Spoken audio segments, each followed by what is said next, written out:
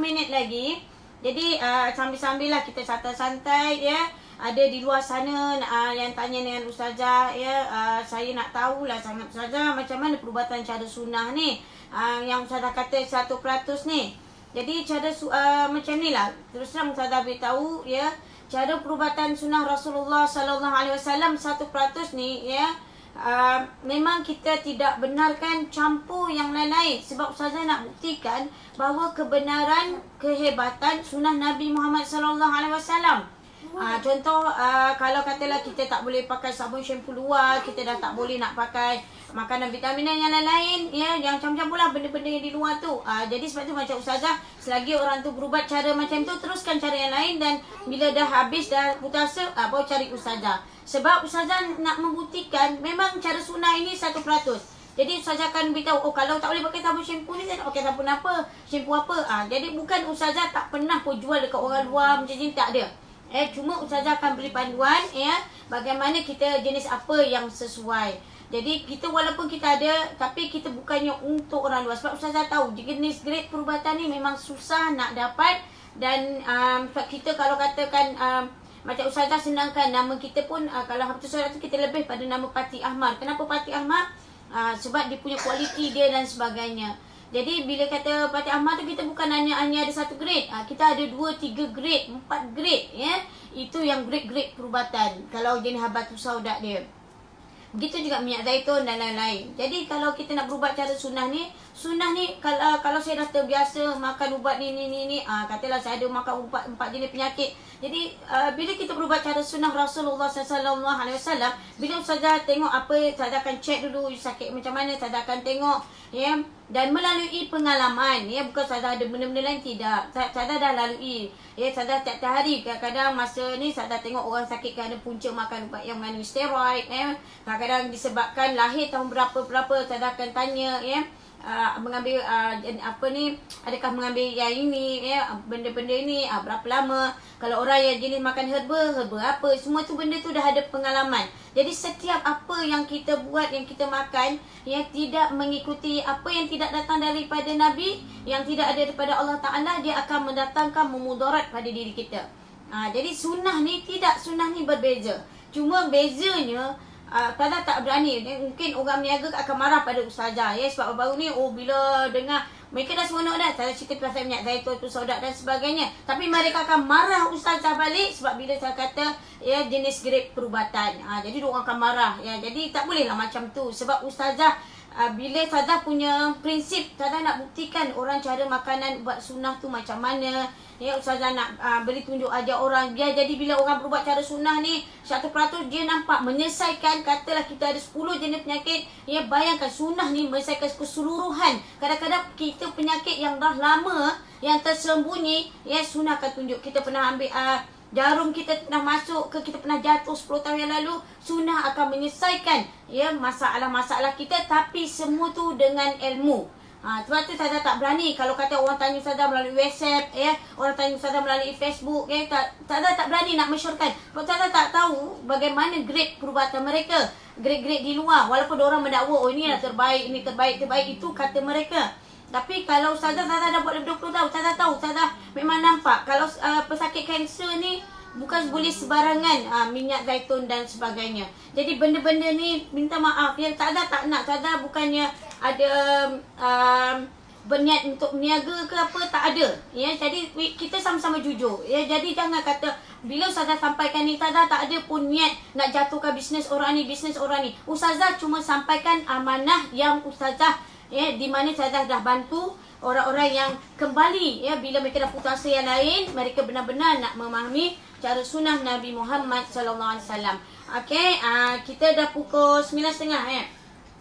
Okey, assalamualaikum warahmatullahi. Sebelum kita nak mulakan, a'udzubillahi minasyaitonirrajim. Bismillahirrahmanirrahim. Assalamualaikum warahmatullahi wabarakatuh. Segala puji bagi Allah ya, Tuhan sekalian alam. Selawat dan serta salam buat junjungan Nabi Muhammad sallallahu alaihi wasallam serta ahli keluarga dan para sahabat dan pengikut yang istiqamah menuruti baginda Rasulullah sallallahu alaihi wasallam hingga hari kiamat. Jadi apa yang Ustazah nak kita semua hayati ya, sesuatu yang kalian Ustazah nak sampaikan satu firman Allah yang untuk kita kenapa Ustazah merasai menjadi bertanggungjawab ya, supaya kami sebagai Persatuan Perubatan Sunnah Kitab At-Tib An-Nabawi ni, persatuan kami mengadakan kelas secara percuma. Kalaulah kita dah lepas pada PKP ni ya, datanglah. Kalau anda tak boleh mengaji ke, tak boleh baca Quran ke, anda tak tahu fardu ain ke apa, jangan malu. Memang kami buka dia secara percuma. Dan kalau kita nak benar-benar faham tentang belajar cara perubatan sunnah, ya kita buka. Bukannya ada apa-apa, cuma daftar. Bayar untuk daftar tu bukan untuk kita, tetapi daftar untuk kadang ada kita akan bagi name tag dan sebagainya ya. Jadi kita supaya pelajar ini lengkap sebagai seorang pelajar. Jadi bukannya kelas kita tu kelas hanya sekadar cakap macam tu, tidak. Sebab dalam kelas kita perubatan, kita praktikal, kita ada praktikal. Lepas tu kadang-kadang kita sediakan makan, minum. Tak bayangkan, kita tahu kesibukan manusia ni, jangan cakap lah. Manusia akan sibuk daripada, dia tak boleh nak cakap sibuk mereka. Sebab tu kami buat sebulan sekali, daripada pukul 8 pagi, 9 pagi sampai pukul 4 petang. Jadi kami nak orang daripada jauh pun dapat ikuti belajar perubatan secara sunnah 100% secara percuma. Tetapi kalau mereka nak belajar, betul-betul mengaji dan sebagainya, untuk anak-anak dan satu keluarga ya, kami buka ya untuk belajar fardu ain, dan semoga ini akan membuka pintu kebaikan pada semua orang. Dan ingat satu ayat Allah Taala, auzubillahi minasyaitonirrajim, dan surah Al-Adiyat ayat 56. Ayat Al-Adiyat ayat 56. Auzubillahi minasyaitonirrajim, bismillahirrahmanirrahim. Tidakkah aku jadikan jin dan manusia melainkan untuk beribadah, iaitu memperhambakan diri kita kepada kepada Allah Taala. Jadi kita kena ingat tujuan Allah jadikan. Jadi Allah Taala ingatkan kita. Pertama, Allah ingatkan kita tujuan Allah jadikan manusia dan juga jin.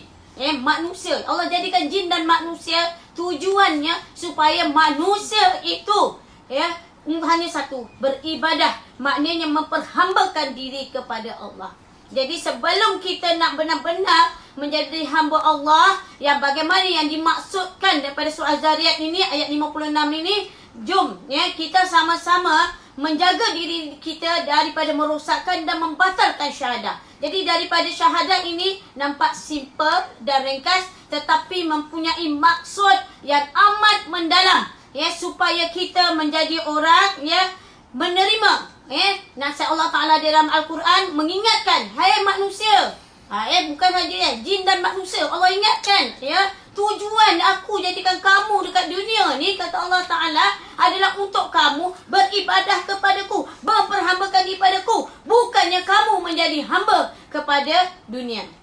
Jadi jangan kamu tertipu dengan permainan syaitan. Jadi kita dengan orang kafir ada bezanya. Jadi orang Islam akhir zaman, keyakinan mereka kepada akhirat makin kurang. Sebab itulah mereka berani lalai kepada Allah, berani membuat dosa kerana mereka tidak tahu bagaimana sebenarnya akhirat kelak. Jadi di sini Ustazah tak nak buang masa, sesungguhnya Ustazah serahkan segalanya. Pada tajuk kita hari ini terlalu penting. Tolong fokus betul-betul menjaga diri daripada merosakkan dan membatalkan syahadah. Jadi bersama kita Ustaz Zaidi bin Haji Tahirin, iaitu YTP, Persatuan Perubatan Sunnah kita, Kitab At-Tib An-Nabawi. Semoga Allah memberi kebaikan kepada kita. Bila kita rasa bila dengar Ustaz cerita macam ni, cuba kita banyak beristighfar dan kita mohon kekuatan dari Allah Ta'ala. Okey, saya serahkan pada Ustaz. Bismillahirrahmanirrahim. Assalamualaikum warahmatullahi wabarakatuh. Alhamdulillahi rabbil alamin, wassalatu wassalamu ala ashrafil anbiya'i wal mursalin wa ala alihi wa ashabihi ajma'in. Salawatullahi wa salamuhu ala hadzal nabiyil karim wa ala alihi wa ashabihi ajma'in. Saudara-saudara, sahabat-sahabat yang dikasihi sekalian, syukur kehadrat Allah Subhanahu wa taala masih diberikan kesihatan, panjang umur, masih bernafas di atas muka bumi Allah Subhanahu wa taala. Panjatkanlah jutaan kesyukuran kehadrat Allah Subhanahu wa taala. Tidak ada yang bergerak, tidak ada yang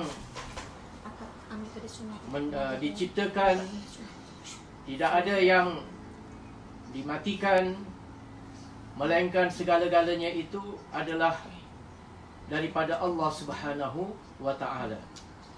Allah Subhanahu wa Ta'ala yang menciptakan alam jagat raya ini.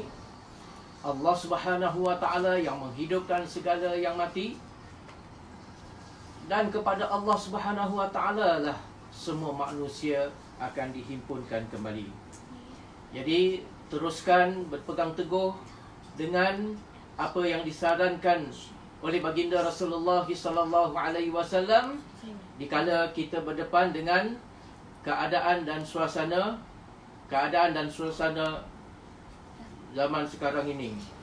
Jadi apabila kita berdepan dengan suasana wabak yang sedang yang sedang melanda dunia ini, kita tetap saya nasihatkan kepada sahabat-sahabat semua, kuarantin ini adalah sunnah Nabi sallallahu alaihi wasallam. Jadi jangan bergeraklah kalau boleh sedaya mungkin jangan bergerak waktu ini ialah waktu uzlah. Kita duduk di rumah. Kita duduk di bilik-bilik kita. Kita tumpukan abdikan diri kepada Allah. Perbanyakkan membaca Al-Quran, perbanyakkan solat. Kita banyakkan solat hajat, banyakkan bermunajat, banyakkan berzikir kepada Allah Subhanahu wa Ta'ala. Ini adalah latihan muqaddimah kepada peristiwa-peristiwa akhir zaman yang lebih dahsyat daripada corona ini. Jadi tolong kuarantinkan diri kerana ini adalah sunnah. Kalau kita terkena juga, jangan salahkan orang lain, salahkanlah diri sendiri. Jadi patuh dengan apa yang diajar oleh baginda Rasulullah sallallahu alaihi wasallam. Duduk di rumah, ibadat kepada Allah Subhanahu wa Ta'ala. Amalkan apa yang telah kita pelajari. Berpuasa, melaparkan diri, itu adalah sebahagian daripada rawatan. Jadi inilah masanya untuk kita amalkan puasa, menggunakan sifir yang Ustaz dulu pernah berikan, 2 kali 4 ditambah dengan 3, 2 kali 4 iaitu 2 kali seminggu, puasa Isnin dan Khamis selama 4 minggu, 2 kali 4. Kemudian kita tambahkan puasa ayyamul bid, puasa pertengahan bulan Islam 13, 14 dan 15 hari bulan. Itu sekurang-kurangnya, dan kalau nak tambah silakanlah tambah. Di sana ada sunat puasa Daud, iaitu sehari puasa, sehari berbuka. Yang penting apabila masuk bulan Syaban ini, kita perbanyakkan ibadah kepada Allah Subhanahu wa Ta'ala.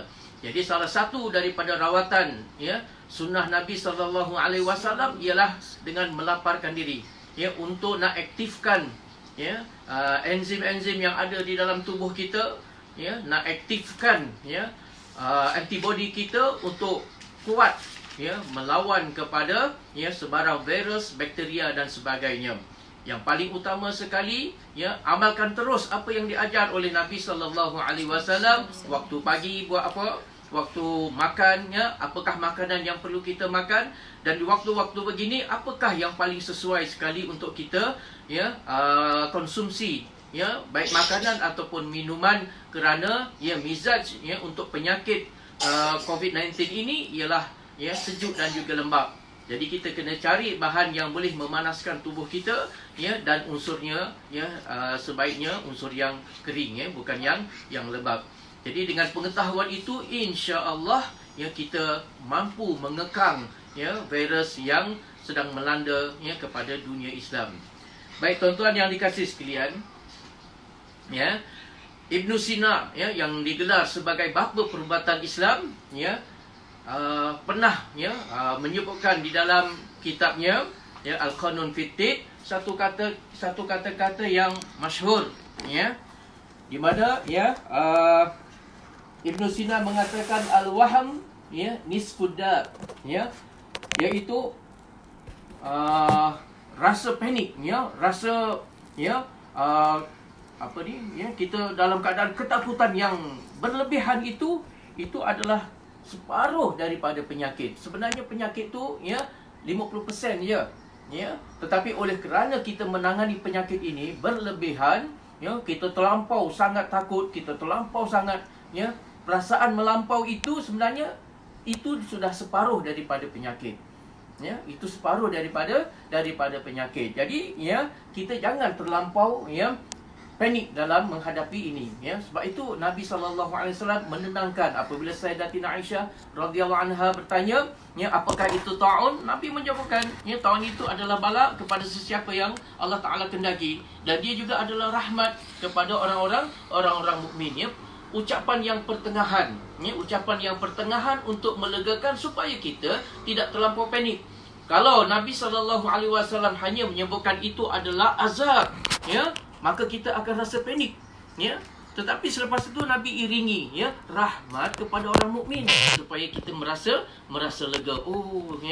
Dalam bencana ini ada juga rahmatnya untuk orang mukmin. Sebenarnya wabak ini lebih menakutkan kepada orang-orang yang menyembah patung-patung, orang-orang yang syirik kepada Allah, orang-orang yang di luar daripada agama Islam. Mereka lebih takut, mereka lebih gerun, dan mereka lebih takut, mahu melarikan diri daripada kematian. Tetapi kepada orang mukmin kita pegang ayat Allah, qul la yusibana illa ma kataballahu lana. Katakanlah wahai Muhammad, tidak akan pernah kamu ditimpa oleh sesuatu melainkan apa yang telah ditetapkan, yang telah dituliskan oleh Allah Subhanahu wa taala. Jadi kita tenang. Kita ikut apa yang diajar oleh Nabi, kuarantinkan diri sambil kita banyakkan bertaubat kepada Allah Subhanahu wa taala, makan makanan yang diajar oleh Nabi, makanan-makanan sunnah, kemudian bertawakal kepada Allah Subhanahu wa taala. Kalau kita sudah menjaga perkara ini, namun kita masih lagi terkena wabak ini, bermakna berita gembiralah. At-ta'un syahadatun likulli muslim. Orang yang terkena wabak ta'un ini, ataupun dia mati kerana wabak penyakit ini, adalah mati dalam keadaan mati syahid kepada setiap orang mukmin. Jadi ini berita gembira tuan-tuan sekalian, supaya kita jangan merasa terlampau takut, terlampau panik dalam menghadapi penyakit yang sedang melanda dunia ini. Wal itminan nisfu dawa, dan ketenangan itu juga adalah separuh daripada ubat. Jadi kita kena tenang tuan-tuan. Dalam menghadapi masalah ini kita kena tenang, kita yakin, kita dah belajar tauhid, la ilaha illallah Muhammadur Rasulullah. Kita yakin bahawa ini adalah datang daripada Allah, dan Allah Subhanahu wa taala yang akan mengangkat. Dan kemudian kita mengikut, kerana kita sudah bersaksi Nabi Muhammad SAW itu adalah pesuruh Allah Subhanahu wa taala. Lalu Allah Taala kirimkan Nabi SAW untuk memberitahu kepada umat bagaimana kita nak buat dalam menghadapi suasana seperti ini. Maka kita kuarantinkan diri kita, jangan ada keluar masuk di antara kita. Jadi tenang itu adalah ubatnya tuan-tuan. Kalau kita asyik gundah gelana, duk fikir makan minum, duk fikir apa pekerjaan kita, wang ringgit kita, duk macam-macam benda yang kita fikir yang menakutkan itu, penyakit itu akan bertambah sekali ganda lagi tuan-tuan, kerana kita tidak ada ketenangan. Jadi ketenangan itu adalah merupakan satu penyembuhan. Sebab tu tuan-tuan, kita manfaatkan daripada kuarantin ini, di malam hari ada lagi makanan-makanan rohani untuk kita. Kita dengar kuliah, dengar nasihat-nasihat untuk menenangkan jiwa kita. Dan kemudian wasabru bidayatu syifa. Dan sabar itu adalah permulaan kepada penyembuhan. Jadi proses penyembuhan itu berlangsung tuan-tuan sekalian apabila ada jiwa kesabaran kita kepada Allah Subhanahu wa taala. Setelah akidah kita, iman kita sudah terjaga, kita banyak bertaubat, kita banyak munajat, membanyakkan solat, kalau tidak pun kita ganti solat-solat, kita qadhakan solat-solat kita banyakkan puasa, kita sudah buat begitu, ya, lalu kita pasrah kepada Allah Subhanahu wa taala dan bersabar, ya, dengan apa yang Allah Taala, ya, timpakan kepada kita dengan ujian-ujian ini, ya, maka sabar itu adalah, ya, permulaan, bidayah, permulaan kepada proses penyembuhan, tuan-tuan sekalian. Jadi tenang saja, ya. Jadi benar apa yang disebutkan oleh, ya, bapa perubatan kita, ya, bapa perubatan dunia, Ibnu Sina, ya. Dan insya-Allah, ya, kita akan, ya, teruskan, ya, dengan apa yang kita yakini. Mudah-mudahan Allah Taala, ya, angkat daripada, ya, wabak ini. Kita teruskan, tuan-tuan sekalian, pada malam ini, ya. Kita ulang lagi. Ada rajah yang besar, ya. Fokuskan ke sini. Bukan. Yang gambar rajah yang besar kita ulang balik, ya. Yang besar. Yang warna hijau. Yang hijau tu, ya. Atas lagi. Ya. Kita ulang balik, ya. Kita dah belajar, ya. Ya. Bukan. Terus. Permulaan. Ya. Kita telah, ya, tadi. Kita dah belajar, ya. Kita ulang kaji balik, ya, apa yang kita dah belajar ni, ya. Kita sudah belajar tentang definisi, ya, syahadah. Kita dah tahu dah makna syahadah. Jangan ada di antara kita yang tak tahu pula, makna syahadah ni, ya. Kita dah tahu syahadah ni apa dia, dan kita pun sudah tahu pembahagian syahadah, ya. Syahadah itu terbahagi kepada berapa? Syahadah terbagi kepada dua, ya. Syahadah tauhid dan juga syahadah Rasul sallallahu alaihi wasallam. Ini juga kita telah bahaskan. Di sana ada syarat-syaratnya sah kepada, ya, syahadah kita, ya. Kalau, ya, tidak terpenuhi syarat-syarat ini, bermakna syahadah kita tidak sah, ya. Dan kita juga sudah, ya, bahaskan, ya, rukun-rukun syahadahnya, ya. Dan semalam kita sudah bincangkan, ya, panjang lebar tentang tuntutan syahadah, ya. Jadi syahadah itu ada tuntutan, ada kewajipan yang, ya, kita perlu laksanakan, tuan-tuan, ya. Bukan hanya sekadar kita melafazkannya sahaja, ya. Jadi banyaklah, ya, yang kita bincangkan, ya. Dan yang belum kita bincangkan, ya, ialah perkara yang membatalkan syahadah. Insya-Allah pada malam ini kita akan bincangkan. Teruskan. Tuan-tuan yang dikasihi sekalian,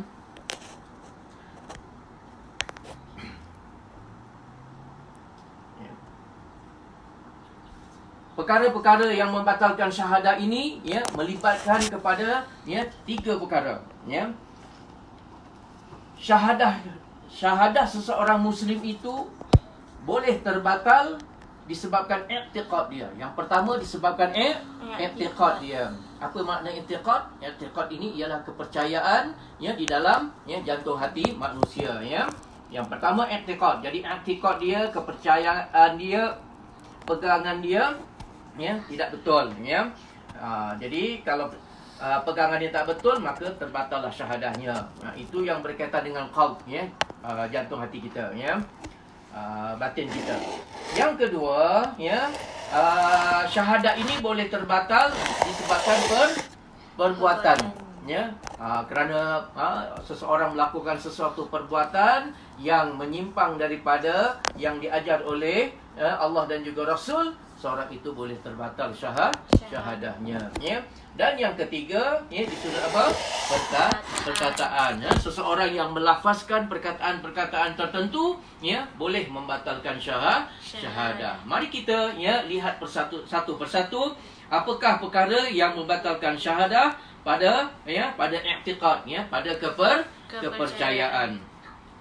Baik, di sana banyak contoh-contohnya, tuan-tuan sekalian. InsyaAllah pada malam ini, ya, saya akan, ya, semampu mungkin dalam tempoh sejam ini, ya, membincangkannya. Antara contoh-contohnya ialah yang pertamanya syak terhadap kewujudan Allah Subhanahu wa taala, ya. Syak terhadap kewujudan Allah Subhanahu wa taala, ya. Seseorang yang, ya, ragu terhadap kewujudan Allah, ya. Seseorang, ya, dia mempunyai, ya, keyakinan dalam hati dia, ya, bahawa alam semula jadi, alam ini, ya, terbentuk dengan semula jadi, ya. Adanya lautan, adanya bukit bukau, gunung dan ganang, adanya langit, adanya bumi, adanya planet, adanya semua yang ada di atas muka bumi ini dan cakrawala ini adalah sesuatu yang semula jadi. Tidak ada siapa yang mencipta, memang sedia ada. Dia ragu bahawa semua yang ada di atas muka bumi ini, di cakrawala ini adalah ciptaan Allah Subhanahu wa taala. Jadi dia meragui kewujudan Allah. Kalau Allah, setengah orang mungkin bertanya-tanya, kalau Allah itu ada, kenapa kita tak nampak? Kita akan percaya kalau sesuatu perkara itu dapat dibuktikan. Kalau sesuatu perkara tidak dapat dibuktikan, bermakna tidak dapat dipercayai. Itu sebahagian daripada manusia. Sebab itu mereka menolak kewujudan Allah Subhanahu wa taala. Jadi sesiapa yang mempunyai i'tiqad, kepercayaan, pegangan dan kesimpulan dalam diri dia bahawa alam ini adalah tercipta dengan semula jadi. Tidak ada siapa yang menciptanya, dan tidak ada Allah, kerana siapa pun tidak nampak. Benda yang tidak nampak, benda yang tidak dapat dibuktikan adalah jawapannya tiada. Sebahagian ada orang yang beriktikad seperti itu. Orang yang mempunyai kepercayaan seperti itu, orang itu telah terkeluar daripada Islam. Terbatallah syahadahnya. Mana syahadah la ilaha illallah tu telah terbatal. Pada waktu dia masuk Islam, dia telah bersaksi tidak ada Tuhan melainkan Allah. Bermakna Allah itulah segala-galanya. Allah yang menciptakan alam semesta ini. Tiba-tiba dia ragu kewujudan Allah. Dia ragu kewujudan Allah Subhanahu wa taala, maka orang ini terbatal syahadahnya, tuan-tuan. Berapa ramai orang yang menyangka ini semua semula jadi. Termasuklah COVID-19 ini, tuan-tuan sekalian. Apakah COVID-19 ini semula jadi? Apakah COVID-19 ini semata-mata buatan dan ciptaan manusia? Apakah manusia mempunyai sifat mencipta yang sama seperti Allah Subhanahu wa taala mencipta?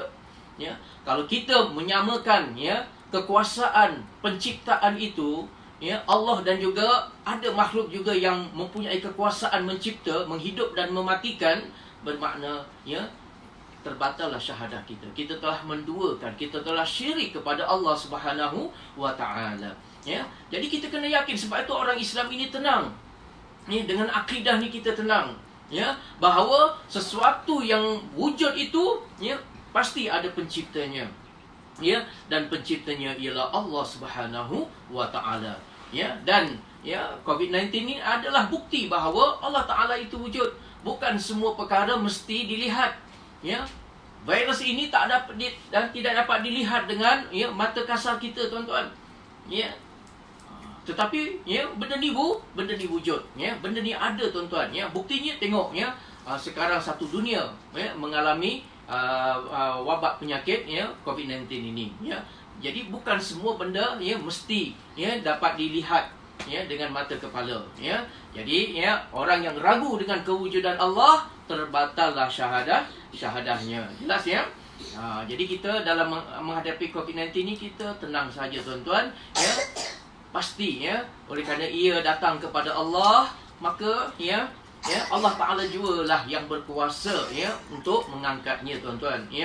Jangan kita minta pertolongan, bantuan kepada yang lain. Kenapa saya memerhatikan ada orang yang tertunggu-tunggu penyelesaian ubat-ubatan daripada makhluk. Seolah-olahnya makhluk yang mampu untuk menghadapi ini.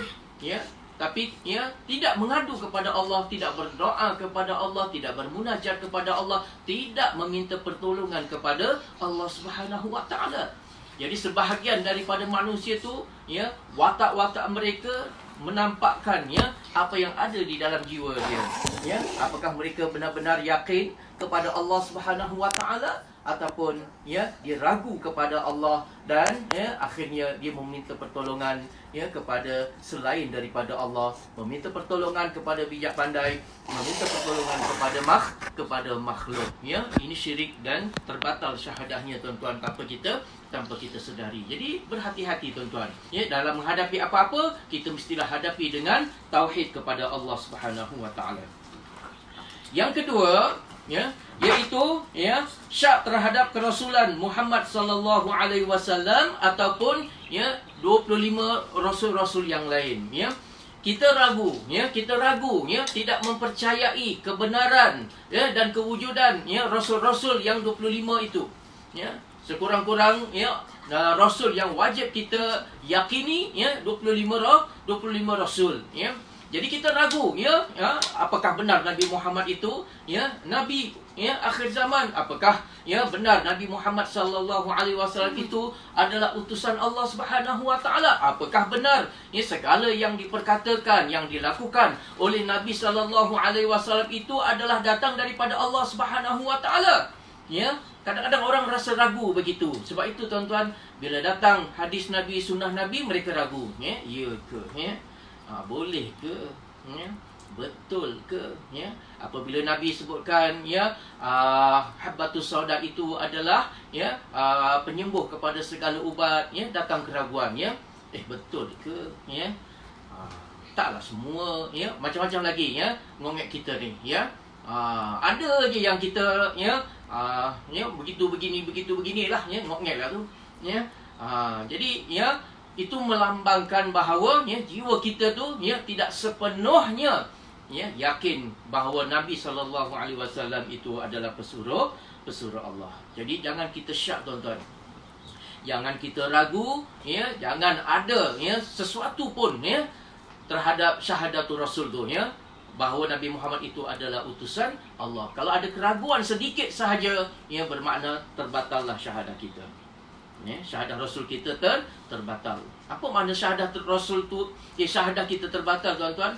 Ya, seorang yang terbatal syahadahnya bermakna dia murtad, keluar daripada Islam. Dia sudah tidak dianggap sebagai orang Islam dan dia tidak boleh lagi ya dikafankan, dikebumikan ya di tanah perkuburan orang Islam. Dia tidak boleh ya lagi mendapat hak-hak ya, tidak boleh nikah kahwin ya, dan macam-macam lagi ya.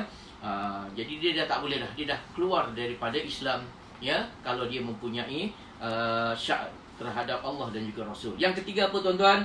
Syak terhadap berlakunya kiamat, syurga, neraka, kebangkitan selepas mati, pahala, seksa, mahsyar, hisab dan lain-lain ya, benda-benda syar'iyat, benda-benda yang ghaibat ya, benda-benda ghaib ya. Dia ragu ya, betul ke ada mahsyar? Betul ke ada ya siksaan kubur ya? Betul ke ada mizan? Betul ke ada haud? Betul ke ada syurga, ada neraka ya? Betul ke ada ya timbangan ya kebaikan dan juga keburukan, dosa, pahala ya? Mereka ragu dengan apa yang disampaikan oleh Allah dan juga Rasul berkenaan dengan perkara-perkara yang berbentuk gaib ya. Mereka tidak percaya dengan malaikat, mereka tidak percaya dengan apa lagi ya, syurga, neraka dan macam-macam lagi ya. Kalau mereka syak terhadap perkara-perkara yang gaib ini ya, sedangkan perkara gaib ini sudah dikhabarkan oleh Allah dan juga Rasul sallallahu alaihi wasallam, maka terbatal syahadahnya. Ya, terbatal syahadahnya ya. Itu yang ketiga. Yang keempat ialah menghalalkan sesuatu yang diharamkan dengan ijma' seperti zina, membunuh jiwa yang diharamkan bunuh ya, mencuri, liwat dan semua perkara yang di bawah hukuman hudud ya. Seseorang yang ya dia ya menghalalkan ataupun mengharamkan benda yang sudah diijmakkan ya, benda yang sudah disepakati bahawa satu perkara ini adalah haram ya, tiba-tiba dia menghalalkan. Sesuatu yang telah ijma' bahawa benda ini adalah halal, lalu dia mengharamkan ya. Semalam kita dah bincangkan menghalal dan juga mengharamkan itu hak siapa? Itu adalah hak Allah Subhanahu wa taala. Kita jangan ceroboh hak Allah taala. Ya, jangan berani-berani kita menghalalkan apa yang diharamkan Allah jangan pula mengharamkan apa yang dihalalkan oleh Allah Subhanahu wa taala. Ya, malah sesiapa yang melakukan perkara ini terbatallah syahadahnya. Apa dia tuan-tuan? Terbatal syahadahnya, terkeluarlah ia daripada Islam. Ya, apa contohnya tuan-tuan? Ya, zina. Ya, zina ini sudah disepakati. Mana-mana ulama ya semua mengatakan bahawa zina ini adalah haram. Ya, tak ada siapa yang mengatakan zina tu harus. Ya, zina tu sunat, tidak ada. Ya, tiba-tiba ya ada orang yang menghalalkannya. Ya, benda yang sudah disepakati haram lalu dihalalkan, maka terbatallah syahadahnya. Judi ya dilarang oleh Islam, terang di dalam agama kita ya judi itu adalah haram. Tiba-tiba ada yang menghalalkan. Ada judi yang halal. Judi yang ni halal ya. Jadi orang yang ya menghalalkan benda yang sudah disepakati haram ya, maka ya terbatallah syahadahnya ya. Apa lagi ya, seperti membunuh ya, apa lagi mencuri ya, perbuatan liwat ya, merompak ya, macam-macam lagi lah ya, anjing ya, babi ya, ataupun khinzir ya, apa lagi ya, arak ya, itu semua yang sudah diharamkan oleh Allah Subhanahu wa taala ya. Ijma' semua mengatakan benda-benda ni semua haram. Jadi jangan ada orang yang berani-berani untuk menghalalkannya ya. Jangan berani ya, jangan semudah lidah tak bertulang tu untuk mengatakan boleh, yang ni boleh, yang ni pun halal, kalau begini tu halal. Ya, jangan berani tuan-tuan. Ya, kerana benda ini ya siapa pun sudah tahu, umumul balwa. Ya, benda ini sudah ya satu dunia ini sudah tahu benda ini adalah ya haram. Ya, tiba-tiba kita menghalalkannya. Jadi sesiapa yang menghalalkan sesuatu yang sudah disepakati keharamannya, terbatallah syahadahnya. Begitu juga sebaliknya. Benda ini halal, nikah kahwin halal. Ya, nikah kahwin apa? Halal. Puasa itu halal, ya, zakat itu betul, ya, halal, ya. Ya, menegakkan daulah Islamnya, ya, negara Islam tu ya halal. Tiba-tiba ada orang mengharamkannya. Ya, menutup hijab ya, memakai hijab itu adalah halal, ya. Perintah Allah Subhanahu wa taala, tiba-tiba ada orang yang mengharamkannya, ya, melarangnya dan sebagainya, bermakna ya dia telah menceroboh hak Allah Subhanahu wa taala ya. Benda yang halal jangan pula diharamkan ya. Jadi benda haram jangan dihalal, benda halal jangan diharamkan. Sifat menghalal dan mengharamkan sesuatu yang telah ditetapkan oleh Allah Subhanahu wa taala bermakna kita telah menceroboh hak Allah dan kesannya terbatallah syahadah ya seseorang. Jadi hati-hati tuan-tuan ya, jangan berani-berani ya untuk kita menghalalkan sesuatu, dan jangan cuba-cuba kita ya dan berani-berani kita mengharamkan sesuatu yang telah dihalalkan oleh Allah ya.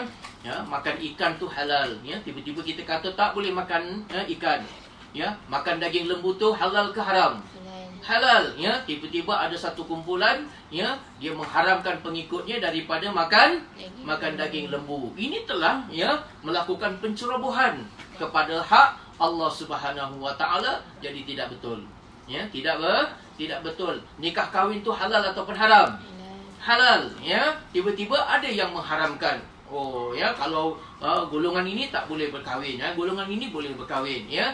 Jadi ya, hati-hati tuan-tuan sekalian, mengharam dan menghalalkan sesuatu yang telah ditetapkan oleh Allah Subhanahu wa taala itu namanya menceroboh hak Allah dan membatalkan syahadat. Yang keberapa sekarang?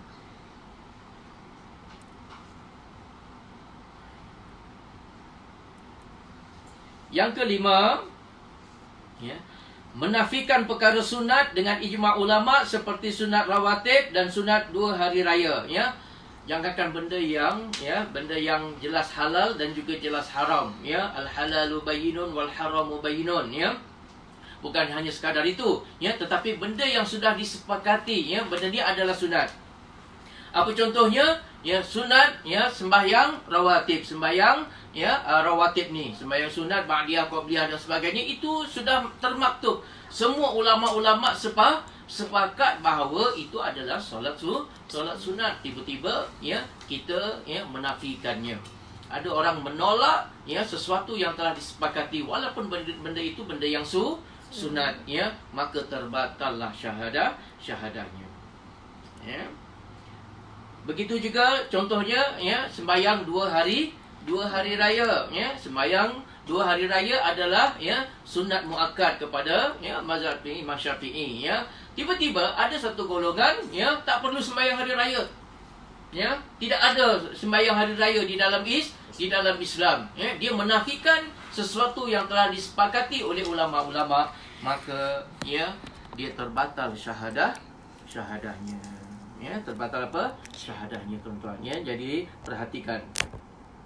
Dan yang keenam ya, yang keenam, meringankan janji Allah dengan balasan pahala ataupun dosa ya. Orang mempermain-mainkan, meringan-ringankan ya, mengolok-olokkan soal dosa dan juga pahala ya. Ya, engkau susah apa? Ya, tak apa, dosa ni aku yang tanggung seorang, aku yang tanggung ya. Jadi orang ya mempermain-mainkan soal dosa dan juga ya pahala ya. Kau susah apa? Ya, kau nak tegur-tegur ya. Ini apa, kenapa? Ya. Dosa-dosa aku ya, bukan dosa engkau ya.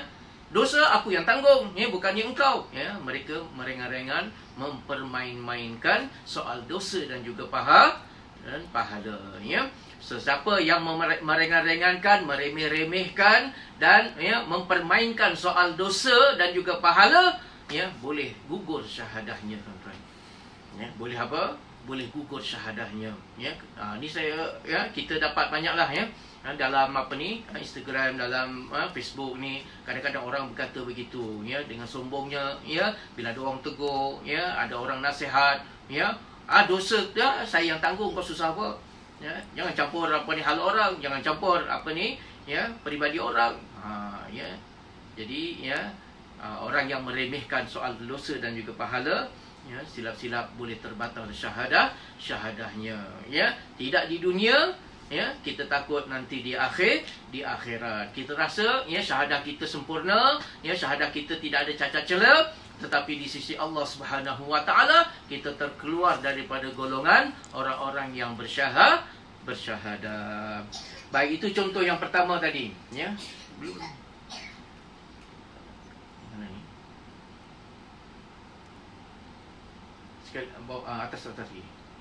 Ya, itu contoh ya i'tiqad ya. Contoh apa? Ya, perkara yang membatalkan syahadah di sudut i'tiqad ya, kepercayaan, keyakinan, pegangan tu ya. Jadi hati-hati, jangan kita ada pegangan yang ya bertentangan dengan apa yang telah ditetapkan oleh Allah dan juga Rasul. Yang kedua, di sudut perbuatan, tuan-tuan ya. Di sudut perbuatan juga boleh menyebabkan seseorang itu terbatal syahadahnya ya. Mari perhatikan ya. Tolong catatkan ya. Yang pertamanya ialah sujud kepada berhala, patung, tugu, matahari atau makhluk lain selain Allah dengan sengaja. Dia sengaja ya tunduk ya kepada benda-benda yang selain daripada Allah Subhanahu wa taala ya. Seperti orang tunduk kepada berhala, kepada tugu ya, kepada matahari, kepada bulan, bintang ya, kepada ya pokok-pokok yang besar, sebagaimana agama-agama yang lain ya. Mereka rukuk, mereka sujud, mereka menyembah kepada pohon-pohon yang besar, mereka menyembah batu yang besar, mereka menyembah matahari ya. Kalau bulan datang, mereka menyembah bulan pula. Kalau terbit bintang, mereka menyembah bintang pula ya. Ada orang yang menyembah lautan, ada orang yang menyembah macam-macam lagi. Sesiapa yang tunduk ya, menundukkan diri, mematuhi kepada selain daripada Allah Subhanahu wa taala, maka dia terbatal syahadahnya ya. Terbatal syahadahnya ini kerana perbuatan dia ya. Umpamanya ya, dia jumpa dengan seseorang lalu dia menundukkan diri dia ya. Hatta kepada umpamanya ya ulama, syekh dan sebagainya ya. Terlalu dia mengagungkan ya ulama, tok guru, syekhnya ya, sehingga bertentangan dengan Allah Subhanahu wa taala dan juga Rasulnya sallallahu alaihi wasallam, maka terbatallah syahadahnya, tuan-tuan. Jadi berhati-hati ya. Kalau kita menyokong sesuatu pun jangan sampai kita seolah-olah kita tunduk kepada seorang itu, ya. Jadi boleh menyebabkan terbatal syahadahnya, ya. Sebagaimana kita lihat di Syria, sehingga ada orang yang sujud kepada apa? Gambar Bashar al-Assad, dia sanggup menundukkan dahinya, kepalanya ke tanah, sujud kepada makhluk. Maka orang seperti ini orang yang terbatal syahadahnya dan murtad, keluar daripada Islam, dan dia bukan orang Islam. Sebab tu sesiapa pun, orang-orang Syiah, orang-orang siapa pun yang sujud kepada selain Allah Subhanahu Wa Taala, sujud kepada imam dia ke, sujud kepada binatang, sujud kepada pokok, kepada patung-patung dan sebagainya, semuanya mereka terbatal syahadahnya dan terkeluar daripada Islam, dan dia bukan Islam. Di situ dah jelas tuan-tuan, kita tak boleh ragu lagi dalam soal Syiah ni, tak boleh ragu, kerana mereka terang-terang sujud selain daripada Allah Subhanahu Wa Taala. Apabila ditimpa bencana, mereka bukan manggil ya Allah, tapi yang dipanggil adalah ya Ali, ya Husain, memanggil selain daripada Allah Subhanahu Wa Taala, maka terbatallah syahadahnya. Tuan-tuan, viral di Facebook, bagaimana orang-orang di Spanyol, ada orang yang sudah mula ketuk, hancurkan patung-patung, kerana apabila mereka minta pertolongan kepada patung-patung ini, patung-patung tetap keras, keras membeku gitu, keras membatu, tak boleh nak buat apa pun.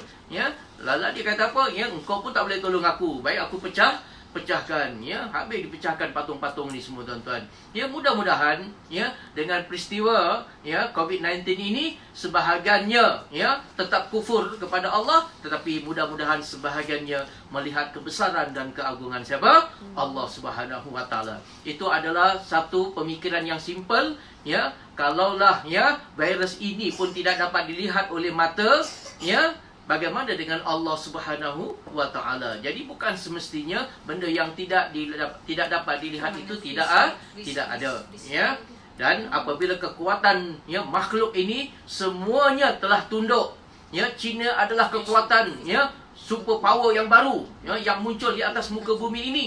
Dikala mereka mengatakan tidak ada kekuatan apapun di atas muka bumi ini yang mampu mengalahkan kekuatan China, Allah Ta'ala datangkan COVID-19 kepada mereka, dan mereka tidak mampu untuk menghalang apa yang telah ditetapkan oleh Allah Subhanahu Wa Ta'ala. Mereka berbangga dengan teknologi yang mereka ada, tetapi mereka dimusnahkan hanya dengan satu makhluk Allah, virus yang tidak dapat dilihat. Habis tunggang langgang, hancur ekonomi dunia ini hanya kerana COVID-19 ini. Lihat sekarang tuan-tuan sekalian, superpower dunia sekarang ini antaranya Amerika. Sekarang Amerika adalah negara yang paling tinggi sekali terkesan positif dengan COVID-19 ini. Di mana kekuatan makhluk? Donald Trump sudah mengakui segala-galanya tewas, tumpas dengan virus ini. Kekuatan ekonomi, kekuatan kebijaksanaan manusia, segala sains dan teknologi, kepandaian, kebijaksanaan makhluk, semuanya tumbang, runtuh di atas COVID-19 ini. Manusia tidak mampu untuk berdepan dengan COVID-19 ini. Di negara-negara barat sudah mula dilaungkan azan. Di Spanyol juga yang sudah puluhan tahun tidak dibenarkan azan dikumandangkan. Sekarang mereka bebaskan siapa yang nak berazan, siapa yang nak laungkan azan, silakan. Kumandangkanlah nama Allah Subhanahu Wa Taala, asal COVID-19 ini segera hilang dan diangkat oleh Allah Subhanahu Wa Taala. Jadi tuan-tuan sekalian, satu dunia sekarang ini sudah mahu kembali kepada Allah Subhanahu Wa Taala, tunduk mengakui kelemahannya sebagai seorang makhluk. Kekallah yang hebat, yang kuat itu siapa? Allah Subhanahu Wa Taala.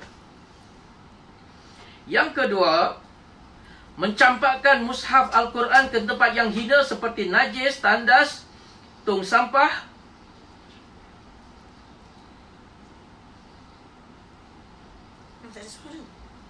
mencampakkan mushaf Al-Quran ke tempat yang hina seperti najis, tandas, tong sampah dengan maksud memperseda, menghina atau merengan-rengankan Al-Quran. Begitu juga kitab hadis Nabi SAW dan ilmu syariat dengan maksud menghinanya. Ya, seseorang yang menghina Al-Quran dan juga hadis Nabi, tuan-tuan sekalian, ya, dicampakkan. Ya, kadang-kadang ada orang ya koyak Al-Quran itu dibuat apa?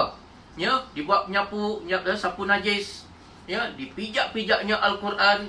Ya, ini semua tujuannya menghina. Ya, orang-orang Islam yang melakukan perbuatan seperti ini, ya, mereka terbatal syahadahnya dan terkeluar daripada Islam. Ya, jadi jangan sampai memperhina, tuan-tuan. Ya, sebab itu Al-Quran di rumah, ya, hendaklah disimpan di tempat yang sebaik-baiknya. Ya, jangan dibiarkan, ya, dia letak di tempat, ya, di bawah, ya, sepah sana sini, anak-anak main, ya, kotor tempatnya, ya, tidak dimuliakan Al-Quran ini. Ya, kalau kita dengan sengaja melakukannya, ya, dengan niat, maknanya Al-Quran ini sama macam buku-buku yang lain. Ya, kita meremehkan Al-Quran itu, boleh, ya, gugur syahadah kita, tuan-tuan. Ya, jadi jangan sekali-kali kita meremehkan, menghinakan Al-Quran dan apa? Ya, hadis Nabi SAW. Ya, jadi dua-dua ni, tuan-tuan, ya, dua-duanya dia tidak lari, ya, Quran dan juga hadis Nabi, ya, tak lari benda ni, ya. Jangan sekali-kali, ya, diperlakukan dengan, ya, perbuatan ni, ya. Jadi ini terbatal syahadah kerana perbuatan. Yang ketiga, apa? Pergi ke rumah ibadat agama lain dengan memakai pakaian keagamaan mereka. Tidak kufur jika pergi ke rumah ibadat agama lain tanpa memakai pakaian keagamaan mereka atau sebaliknya, dengan syarat perbuatan ini dibuat tanpa redha kepada agama mereka. Jika perbuatan itu dibuat dengan redha kepada agama mereka, maka hukumnya kufur kepada Allah Subhanahu wa taala. Ya, ini dalam soal, ya, kita, ya, meraihkan perayaan, ya, sesuatu kaum dan sesuatu agama, ya. Kita boleh, ya, dengan sekadar, ya, untuk, ya, hak kejiranan, ya, hak sesama warga sahaja, ya, tetapi jangan sampai di dalam hati kita ada perasaan ta'zim, ya, membesarkan sehingga kita apa? Ya, kita pun ikut pakai pakaian mereka. Ya, kita ikut pakaian mereka, ya, dan kita, ya, dengan perasaan agung, dengan perasaan, ya, kehebatan dan sebagainya. Ya, kalau mempunyai niat yang seperti itu, ya, takut boleh gugur, ya, syahadahnya kepada Allah Subhanahu wa taala. Ya, jadi, ya, kalau kita nak raih pun cukuplah sekadar gitu, ya, kita hak jiran, ya, umpamanya ini, tapi jangan sampai, ya, kita masuk ke rumah-rumah ibadat mereka, kita memakai pakaian-pakaian seperti pakaian mereka, ya, jangan sampai melampau macam tu, ya. Kita mesti ada prinsip, ya. Ada prinsip keagamaan, ya. Mereka pun perlu hormat kepada kita dan kita juga, ada perasaan hormat kepada mereka tanpa kita, ya, mengikut, ya, apa yang mereka percayai, ya. Baik, itu antara, ya, beberapa contoh, ya, bagaimana seseorang itu boleh terbatal syahadahnya melalui perbuatan. Dan yang ketiga, tuan-tuan, ya, ialah orang-orang yang terbatal syahadahnya di sudut apa? Perkataan. Yang tadi mula-mula apa dia? I'tiqad, kepercayaan dalam hati, ya. Yang kedua apa? Perbuatan. Dia melakukan perbuatan, nampak pokok, dia rukuk, dia sujud, nampak seseorang yang dianggap hebat, ya, dia sujud, maka perbuatan itu menyebabkan dia kufur kepada Allah. Sekarang kita pindah kepada yang ketiga, perkara yang membatalkan syahadah di sudut perkataan. Apa contohnya? Contohnya menyebut kepada orang Islam, hai orang tiada agama. Tetapi ucapan ini memerlukan penjelasan. Jika ia i'tiqadkan ucapannya itu dengan maksud si fulan itu bukan beragama Islam, maka kufurlah dia. Ya. Ini selalu jadi guran di Facebook, di Instagram, ya. Bila berbalah dengan apa gini, ya, macam-macam, ya, kata-kata dia. Ya. Ya, orang tak ada agama lah, orang beginilah, macam-macam lagi, ya. Jadi kalau dia menuduh orang, mengatakan orang itu Islam, tiba-tiba dia mengatakan, ya, awak bukan Islam, ya, dengan i'tiqad dan kepercayaannya, ya, maka orang yang menuduhnya boleh jatuh, ya, syahadah dia. Ya, jadi kalau kita berbalah-balah apa pun, jangan, ya, sampai menggunakan agama, ya. Jangan memperkatakan ya agamanya seseorang ya. Manusia tak ada ya, tak ada agama ya. Jangan begitu. Ya, itu perkataan yang melampaui ya. Kalau kita berkata dengan etikot kepercayaan kita memang ya jadi bukan Islam. Dia Islam tapi kita kata dia bukan Islam. Ya. Dia tidak melakukan perkara yang membatalkan syahadah. Tiba-tiba kita katakan awak bukan Islam, ya. Maka ya syahadah itu gugur kepada orang yang menuduh. Ya, jadi jangan ya. Jadi kadang-kadang orang ya berbahasnya di di media massa ni ya melampaui sehingga ya masuk kepada soal agama ya. Kadang-kadang kata-katanya ya nampak seperti Islami tapi tetap menggunakan bahasa celaan, laknat ya. Laknat itu bukan hak makhluk. Laknat itu hak siapa? Hak Allah. Ya. Jadi makhluk ya tidak boleh mengatakan laknat sesama makhluk. Ya, laknat itu hanyalah hak Allah. Allah Taala sahajalah yang berhak untuk mengatakan laknat kepada sesiapa yang Allah Taala kehendaki. Ya, ingat ya. Ya, sesama kita jangan sekali-kali ya melaknat sesama makhluk ya. Perkataan laknat ya itu adalah hak siapa? Hak Allah. Yang kedua,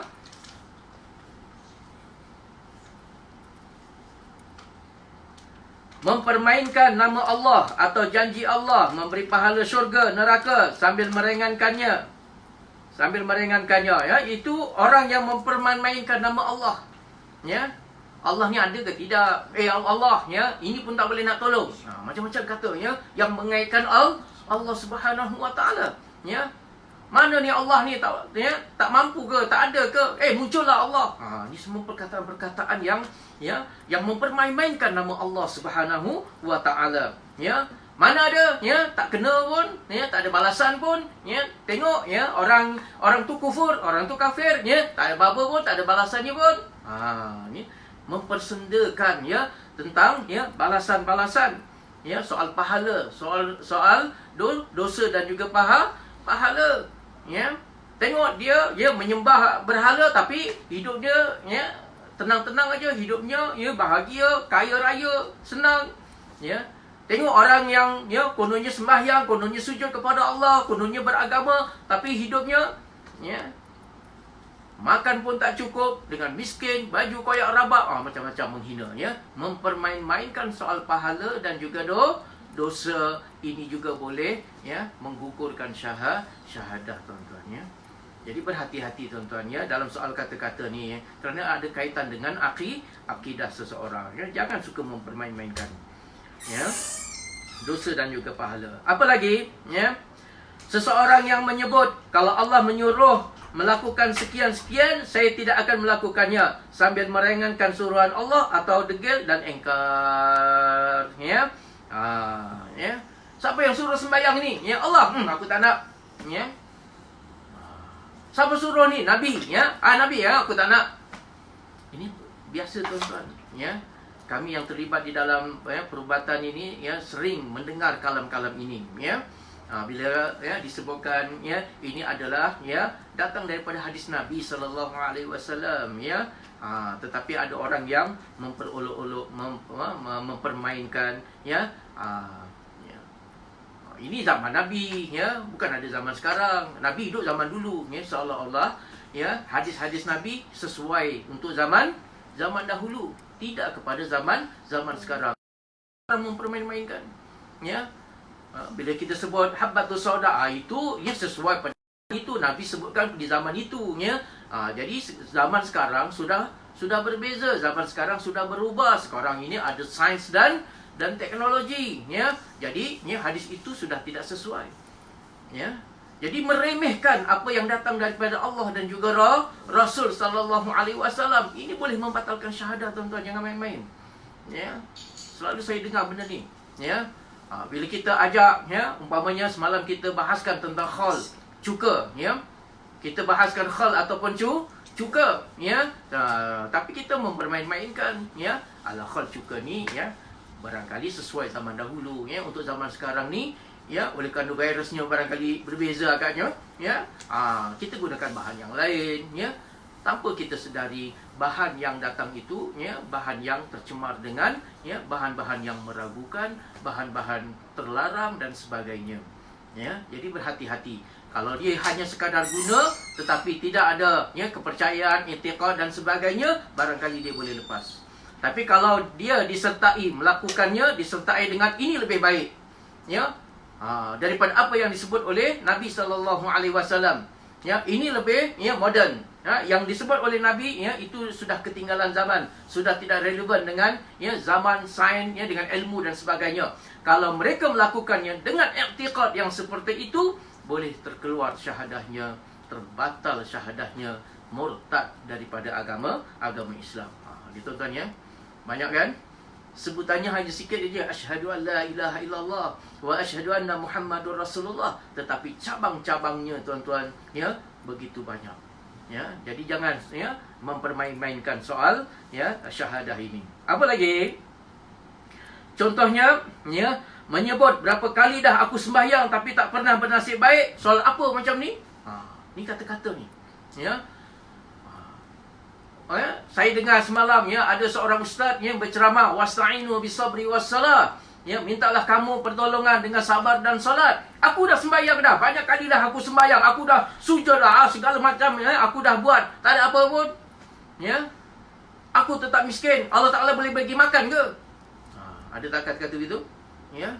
Tiap-tiap hari aku sembahyang, pergi masjid, ya. Ya, sampai ya, anak bini semua lapar, ya. Allah Ta'ala tak tolong ke? Allah Ta'ala tak nampak ke? Ya. Ini kata-kata yang sangat berbahaya tuan-tuan. Ya, perkataan yang boleh menyangkut ya, soal apa ni, syahadah kita. Ya, kalau ia disertai dengan i'tiqad dan kepercayaannya, maka terbatallah syahadahnya tuan-tuan. Ya. Jadi benda ni ya, harap ya dijaga ya, dengan berhati-hati ya, pelajari sungguh-sungguh benda ni tuan-tuan. Apa yang saya sebutkan contoh itu hanya sebahagian kecil ya. Di luar sana banyak lagi ya. Kalau di sudut perkataan ni banyak lagi kata-kata tuan-tuan ya. Dah buat ini, dah ikut dah cara Nabi, dah buat lah begini ya, tak ada apa-apa pun. Ya, kadang-kadang petikan pula orang tu ya makan haram ya, benda tu, orang tu berzina, orang tu minum arak ya, tapi okey je pun, sehat aja pun. Ya, orang tu gunakan dadah, orang tu gini, nampak sehat pula sakit dia. Makan ya, ubat-ubatan sunnah ini lagi sakit pula ya. Jadi kalam dia tu seolah-olah ya, mempertikaikan Allah dan juga Rasul. Kenapa ikut benda yang haram tu okey ya? Ikut Allah Rasul ni tengok bertambah sakit. Sebab tu orang sekarang tinggalkan, tak nak. Ya. Bila ya kita ya sebutkan ya, ini hadisnya, ini sunnahnya ya, ini yang disebut dalam Al-Quran begini ya, mereka menolaknya ya. Kadang-kadang mereka menolak dengan i'tiqad ya. Kalau dia ya, dia bukan menolak, dia hanya sekadar ya, aku tak mampu lagi nak buat ya, tanpa dia ya apa ni, meremehkan ya, tanpa dia menghina dan sebagainya, mudah-mudahan dia selamat ya. Tetapi kalau dia menolak dengan penghinaan, menolak dengan kepercayaan bahawa ya, apa yang disebut oleh Allah dan juga Rasul, Islam itu ya, mundur ya. Ini zaman yang dah berubah, zaman sains dan teknologi, dah tak sesuai lagi ya, belajar cara Islam yang dulu-dulu tu ya, tak sesuai lagi nak belajar ya, fardu ain apa semua. Sekarang kena belajar apa ya, belajar IT, kena belajar ya, sains dan teknologi ya, kerana ini yang menjamin kehidupan, macam-macam lagi. Ini semua tuan-tuan perkataan-perkataan yang boleh menggugurkan syahadah seseorang kepada Allah Subhanahu Wa Taala. Apa impaknya tuan-tuan? Kalau orang tu sudah tergugur syahadahnya, bermakna dia murtad. Apa makna murtad? Dia telah terkeluar daripada Islam. Dia bukan lagi orang Islam, dia adalah orang kafir tuan-tuan. Dulu dia seorang Muslim, tapi sekarang tanpa ia sedari, dia telah menjadi kafir ya, gara-gara ya, persoalan ya, ketiga-tiga perkara ni. Barangkali i'tiqad dia, perbuatan dia, ataupun perkataan dia yang bercanggah dengan Allah dan juga Rasul, bercanggah dengan kalimah asyhadu an la ilaha illallah wa asyhadu anna Muhammadur Rasulullah, maka terbatallah syahadahnya. Jadi insya-Allah ya, selepas ini saya serahkan kepada ustazah ya, dan ya, segmen yang kedua nanti saya akan perjelaskan lagi dalam soal perkara-perkara yang membatalkan syahadah. Saya serahkan kepada ustazah.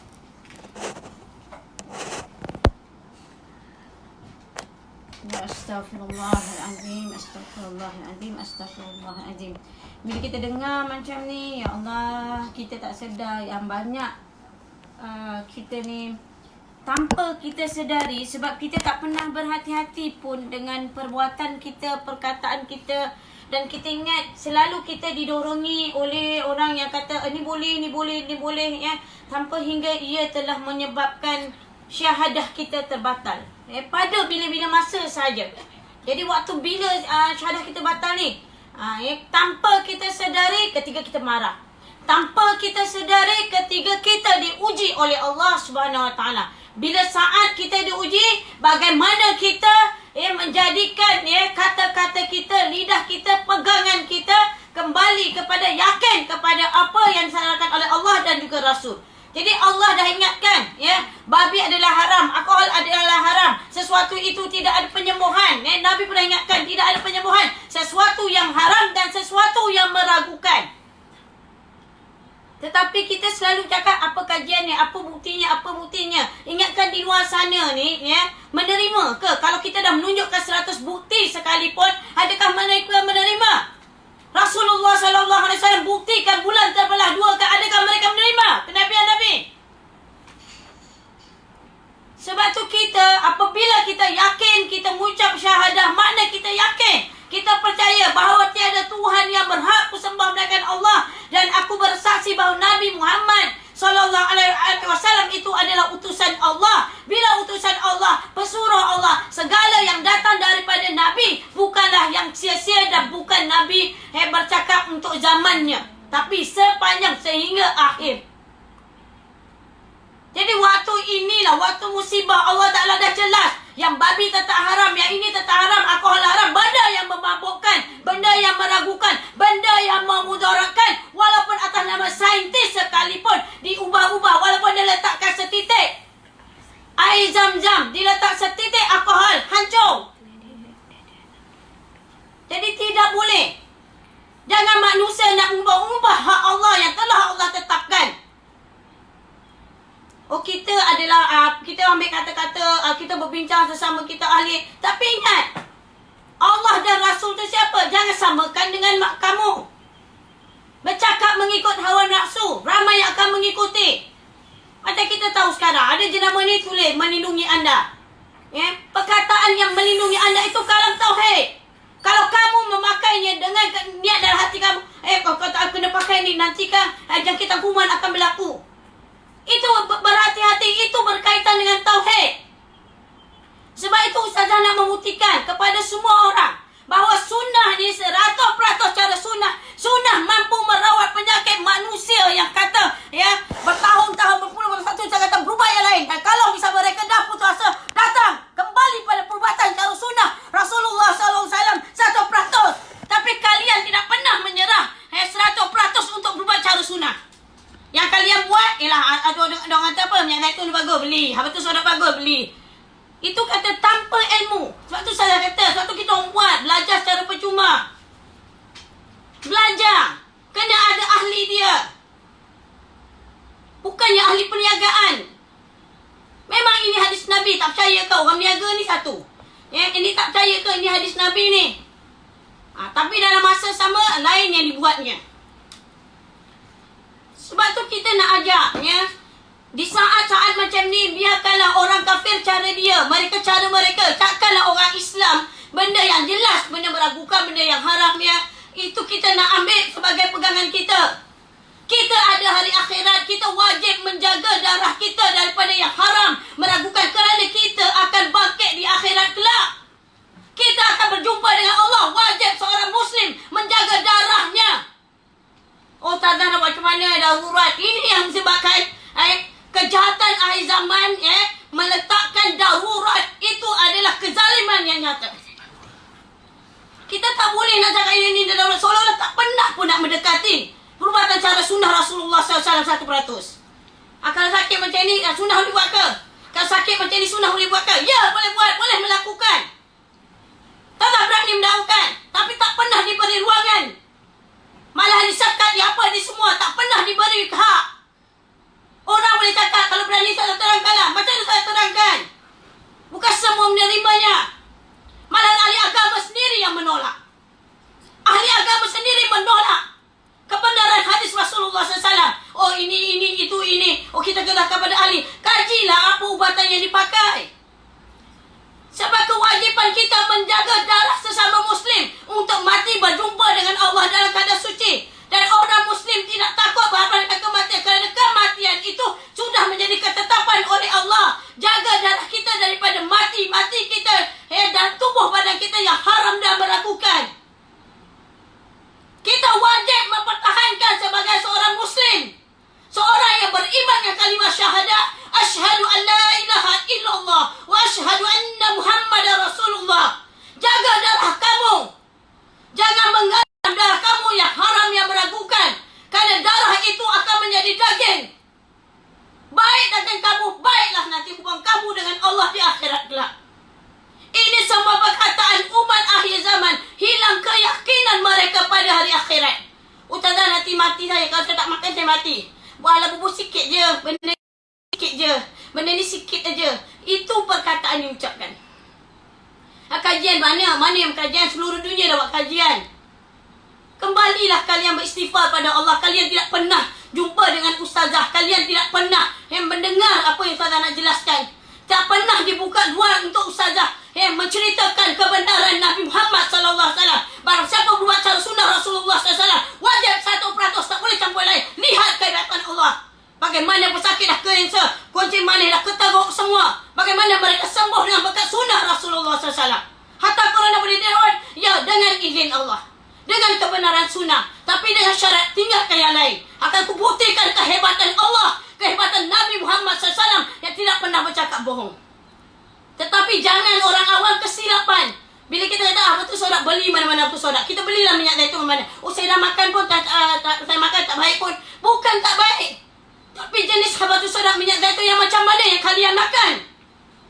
Lepas tu kita nak ajak belajar. Kenal grade perubatan, semua ngaku terbaik. Tapi pernahkah mereka mengamalkan 100%? Sebab itu ustazah nak ajak orang. Kita bila dengar macam ni, kita hayati betul-betul. Sebab itu ustazah berani. Bukan salah saya saja dan saya bukan salah nak iklan. Tak ada iklan, tak ada apa. Ustazah pun bukan punya lepas kita tak ada perubatan ke orang. Ustazah kata tak takkan buat. Melainkan orang yang datang benar-benar dia nak betul sungguh, baru saya tolong. Kalau saya tak nak tolong. Tapi kalau ada orang yang mendakwa perubatan cara sunnah Rasulullah SAW tidak relevan sekarang, bertaubatlah kamu di hadapan Allah. Beristighfar kamu di hadapan Allah. Kalian tidak pernah beruang. Tak tahu nanti blok, tak tahu blok, tak tahu je ada je. Ya? Cari jalan-jalan untuk menutup kebenaran ini. Terus berkata, macam mana saya nak tunjuk kebenaran? Kerana tidak diberi hak. Semalam mempelekehkan. Kadang-kadang isteri dah datang, nak buat cara sunnah. Yang suami pula, oh dah malah kita dah merah minyak zaitun betul saudara. Iya, tanpa ilmu. So jumpa saudara, dengar saudara nak tunjuk macam mana proses dia. Sebab ingat, perubatan sunnah bukan black magic. Perubatan sunnah Rasulullah SAW bukan makannya hari ini, esok baik. Kalau kamu makan kalau tu rasa baik, itu salah. Perubatan sunnah akan menceritakan sejarah-sejarah apa kesilapan kita, apa yang kita makan, apa yang kita sapu, apa yang kita dah buat. Dikeluarkan semua racun-racun dipunca daripada ubatan kimia yang kita pakai sebelum ni. Sabun mana, apa bahan yang kita pakai dalam darah kita. Tapi dalam masa yang sama Allah pulihkan balik. Macam mana saya kata, daging yang busuk, kulit yang hitam itu akan menjadi elok kembali. Itu dia kebenaran sunnah Nabi Muhammad SAW.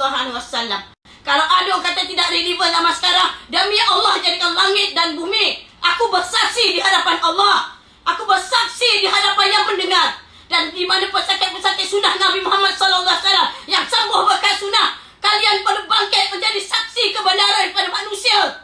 Kalau apa berlaku pada saya, disekat, dihalang dan sebagainya. Dan dengarlah bahawa sunnah Nabi Muhammad SAW masih relevan. Tetapi apa yang ustazah nak beritahu kepada manusia, kalian berubah cara yang lain dulu. Kalau kalian sudah putus asa, jangan lupa, kalian jangan terlupa bahawa kalian ada sunnah Nabi Muhammad SAW. SAW. Jadi perubatan sunnah tak perlu yang haram dan meragukan untuk menjadi penyembuhan kepada kalian. Cukup kalian mengikuti cara mengikut sakit kalian supaya kalian kembali mengikuti sunnah Nabi Muhammad SAW 100%, tidak ada campur-campuran. Jadi jelas dalam surah Al-Kafirun, orang kafir cara dia, kita orang Islam ada cara kita. Kenapa kita pula orang Islam yang menunggu kepada mereka yang tidak kenal Allah, mereka yang meragu dengan hari akhirat? Oh, kalau puan tak buat macam ni nanti puan mati. Kalau puan macam ni dah buat dah. Bila dah buat dah kali lepas tangan. Oh, puan terpaksalah kita dah usaha ikhtiar macam mana. Ini takdir Allah. Senang. Senang macam tu. Anda ingat apa yang kita buat itu tidak akan ditanya oleh Allah. Kezaliman kita pada tubuh badan kita yang Allah Ta'ala tak tanya di akhirat. Ingat. Satu kaki kita hilang yang Allah Ta'ala tak tanya di akhirat. Allah jadikan kita dengan penuh kesempurnaan. Pulang dengan Allah dalam keadaan kaki yang cacat. Fikir. Adakah itu kadang-kadang melainkan aksiden dan sebagainya. Tapi kalau benda yang disengajakan, kalian takutlah dengan Allah Ta'ala akan ditanya oleh Allah di akhirat kelak. Ustazah tak bukan sesiapa. Tapi ustazah, ya, hamba Allah, ya, yang pernah sakit insya, yang pernah ke kulit macam orang tua habis semua, ya, ustazah pernah lumpuh dan sebagainya. Tapi ustazah berkat sembuh ustazah 100% dengan sunnah Nabi Muhammad SAW. Anak-anak ustazah semua 10 orang, ya, berkat dengan sunnah Nabi Muhammad SAW. Pesakit-pesakit sunnah yang mana doktor dah reject semua di luar dah reject. Mereka sembuh dengan berkat sunnah Rasulullah SAW. Ini ustazah nak beritahu berkaitan dengan kalimah syahadah. Berhati-hatilah saat Allah menguji kalian. Kita berada akhir zaman. Tidak ada media yang akan membuka jalan untuk kita bercakap kebenaran. Tidak ada sesiapa menerima untuk kita bercakap sesuatu yang benar. Malam akan disekat dan akan disusahkan, akan buat macam-macam. Kerana apa? Berlainan dengan apa yang mereka inginkan. Selagi kita ada pintu taubat dan keampunan, mari kita sama-sama orang Muslim, orang beriman dengan Allah, yang takut hari akhirat, hanya mereka yakin mereka berjumpa dengan Allah, akan menjaga amanah Allah walaupun tua, dalam keadaan kedut, tapi kembali dengan Allah dalam keadaan sebenar-benar kebahagiaan baik-baik dia kepada Allah Ta'ala. Jadi hai jiwa yang tenang, bagaimana jiwa yang tenang selagi jiwa kalian tidak pernah tenang? Bagaimana bisa kalian semua untuk mendekatkan diri kalian dengan Allah? Sebab tu ramai pesakit ustazah, bila ustazah tanya, ustazah kita orang tak boleh makan daging, kita orang tak boleh ni, kita orang makan sayur je, kita orang makan ni. Ustazah kata astagfirullahaladzim. Ustazah kata mana yang bukan daripada Nabi 40 hari tak makan daging, manusia akan lemah. Ustazah balik cari daging dulu sebelum datang berubat dengan ustazah. Cari dulu ustazah. Pesakit kata ini, ustazah tak nak dengar. Kamu ambil daripada mana? Oh, kepandaian manusia, apa kajian manusia itu hari itu. Tapi mana ustazah nak pegang pada jaminan Allah. Kita manusia diuji, ingat. Manusia itu diuji sebagaimana Nabi Adam diuji dengan pohon kuldi. Pohon kuldi jangan kau dekati. Pohon kuldi itu seolah-olah di bumi Allah Ta'ala, Allah jadikan anjing, arak dan sebab Allah Ta'ala jadikan babi. Benda yang haram, benda yang meragukan, perkara yang memabukkan, perkara yang mudaratkan, perkara-perkara itu hendaklah dijauhi sebagai seorang yang beriman dengan kalimah syahadah. Siapa yang beriman dengan kalimah syahadah, berpegang teguhlah kalian. Yang haram tu jelas teman. Ada jalan solusinya. Ya, bagaimana kalau kalian benar-benar membuka dada kalian, melapangkan dada kalian, nak mengikuti sebaik-baik manusia ikutan sehingga zaman, iaitu Rasulullah SAW. Jadi untuk tidak buang masa, jom kita duduk, kita kaji dan kita selidiki sama-sama dengan hal-hal perkara yang membatalkan syahadah. Dan kita jaga perbuatan kita, lidah kita. Kita membeli sesuatu bahan-bahan yang lain-lainnya. Ya, berhati-hati. Kalian tidak sedar. Ya, kalian sedang dalam diam kita telah membatalkan syahadah kita. Wallahualam, tak sedar kepada Allah. Minta maaf kalau ustazah terlampau sangat terlanjur kata. Tapi kadang-kadang ini yang ustazah simpan selama ini, selalu tidak pernah diberi ruang. Pernah saya keluar sebentar di ketiga, terus diharamkan bahasa Arab, terus tak boleh ini, tak boleh tak boleh nak buat apa pun. Ya, jadi ustazah pun terpaksa daripada pesakit yang mana yang ini Allah Ta'ala pilih. Orang yang terpilih berjumpa dengan ustazah, saya tunjuk satu-satu. Dan kalau nak berbuat cara sunnah, ingatlah kalau tak ustazah tak nak, ustazah minta ampun, minta maaf, ustazah tak boleh buat. Dan kalau orang tu berbuat cara main-main, minta maaf, ustazah tak akan lakukan.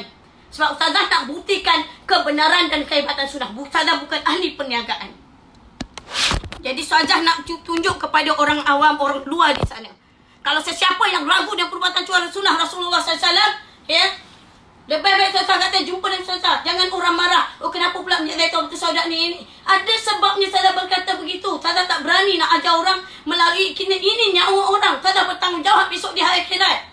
Bukan kita nak ubat orang sesuka hati. Kalau orang tu mati, apa-apa berlaku dengan orang tu bukan kerana takdir dia.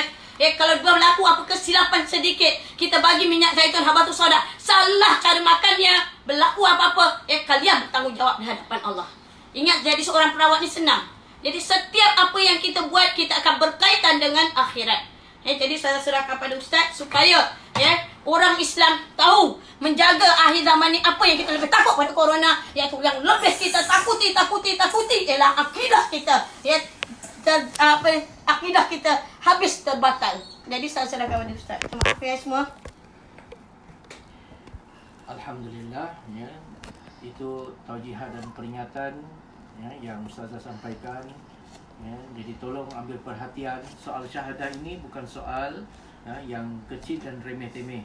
Kita dah bahaskan semalam bagaimana tentera-tentera Islam mengebarkan, menjulang, mempertahankan panji-panji Islam. Yang panji-panji itu tertulis kalimah La ilaha illallah Muhammadur Rasulullah. Jadi ini soal yang besar, tuan-tuan sekalian. Malah siapa yang mempertahankannya, sehingga ketitisan darah yang terakhir, orang itu mendapat pahala syahid di sisi Allah Subhanahu wa taala. Dan orang-orang yang lafaz kalam terakhirnya kalimah La ilaha illallah Muhammadur Rasulullah, dijamin oleh Allah, dia akan memasuki syurga Allah Subhanahu wa taala. Jadi kita fokuskan ke sini, fokuskan ke sini, ini anggaplah ini sebagai whiteboard kita lah, Jadi kita ulang kaji balik, pelajaran tauhid. Ni asas ni, tuan-tuan, Ini adalah rukun Islam yang pertama, Rukun yang pertama mengucap kalimat syahadah, senang dilafaz, tetapi dia punya tuntutan dia, syarat sahnya, batalnya apa semua, masya-Allah, sangat mendetail, Jadi jangan ambil sambil lewa, Selepas ini baru kita nak bincangkan rukun-rukun Islam yang lain. Di sana ada puasa, zakat, haji, kemudian baru kita masuk rukun iman. Di sana ada 6, percaya pada Allah, Rasul, kitab, malaikat, qada, qadar dan sebagainya. Ini baru rukun Islam yang pertama. Fokuskan ke sini. Baik, kita akan pergi kepada hal-hal yang membatalkan syahadah. Masih lagi perkara yang membatalkan syahadah, tapi kita akan lihat beberapa bahagian. Tengok ni corona kita ni, Inilah corona tauhid, yang boleh menghancurkan tauhid seseorang. Kita takut kepada COVID-19, yang boleh membunuh manusia, tapi kita tidak takut dengan coronanya tauhid yang boleh menghancurkan tauhid seseorang. Kita takut kepada corona COVID-19, tapi kita tidak takut dengan syahadah kita. Kita takut kita mati, kita demam, kita yang membawa kepada kematian, tapi kita tidak takut dengan kematian syahadah kita, terbatalnya syahadah kita yang mengeluarkan kita daripada orang yang beriman kepada Allah Subhanahu wa taala. Jadi secara kesimpulannya, perkara yang boleh membatalkan syahadah ini ialah perkara-perkara yang mempunyai unsur syirik. Ini adalah virus syirik, yang boleh menghancurkan keislaman seseorang, membatalkan syahadah, dan dia akan mati dalam keadaan mati kufur kepada Allah Subhanahu wa taala. Jadi virus corona itu masih kecil lagi, tuan-tuan sekalian, dibandingkan dengan syirik kepada Allah, virus syirik kepada Allah Taala ini jauh lebih besar, yang boleh membatalkan langsung keimanan kita. Habis semua ibadat kita, puasa kita, zakat kita, haji kita yang kita dah lakukan bertahun-tahun hanya kerana kesalahan daripada tutur kata kita, iktikad, pegangan kepercayaan kita dan perbuatan-perbuatan kita, habis semuanya terbatal dan terkeluar kita daripada syurga Allah Subhanahu wa taala, melainkan kita bertaubat dan kembali masuk Islam, ya. Begitu juga dengan sifat-sifat orang ini pun virus juga, tuan-tuan. Sifat apa? Bermuka dua ni maksudnya apa? Orang munafik. Orang munafik ini pun satu virus, tuan-tuan. Yang virus ini juga jauh lebih mudarat daripada virus COVID-19 ini. COVID-19 hanya menyebabkan seorang itu meninggal dunia. Tapi masih terpelihara. Mudah-mudahan iman, keyakinan dan i'tiqad dia. Tetapi orang yang melakukan syirik kepada Allah dan juga orang-orang yang bermuka dua, orang yang berpura-pura, lidahnya berkata lain, hatinya berkata lain. Lidahnya berkata lain, hatinya kepercayaannya lain. Ini orang-orang munafik. Dan orang munafik ini Allah Subhanahu wa taala sebutkan berada di dasar api neraka, tuan-tuan. Jauh hukumannya oleh Allah taala, azabnya lebih dahsyat daripada orang-orang kafir. Dia menjadi bahan pembakar dalam api neraka. Ini orang-orang munafik, tuan-tuan. Orang munafik ini ialah orang Islam. Orang yang mengucap kalimatus syahadah, dia mengucap asyhadu an la ilaha illallah wa asyhadu anna Muhammadur Rasulullah, tetapi keyakinannya, jantung hatinya, pegangan dia semuanya tidak yakin, ragu kepada Allah Subhanahu wa taala, ragu kepada sunnah Nabi sallallahu alaihi wasallam. Lidahnya mengaku beriman kepada Allah dan juga Rasul, tetapi jantung hatinya, batinnya tidak percaya, mengingkari apa yang Allah Subhanahu wa taala dan Rasulnya tetapkan. Maka orang ini dinamakan munafik. Ingat, tuan-tuan, melakukan syirik ini menjadi kafir. Orang munafik ini dia masih lagi dianggap sebagai seorang Islam, tetapi nanti di akhirat nanti dia akan menjadi pembakar api neraka, jauh lebih dahsyat daripada orang-orang kafir ini. Dan virus yang besar ini ialah sesiapa sahaja yang menyimpang daripada kebenaran, maka akan binasalah seluruh struktur agamanya, zahir dan batinnya akan rosak, binasa, hancur, berkecai apabila dia menyimpang daripada kebenaran yang datang daripada Allah dan juga Rasulnya.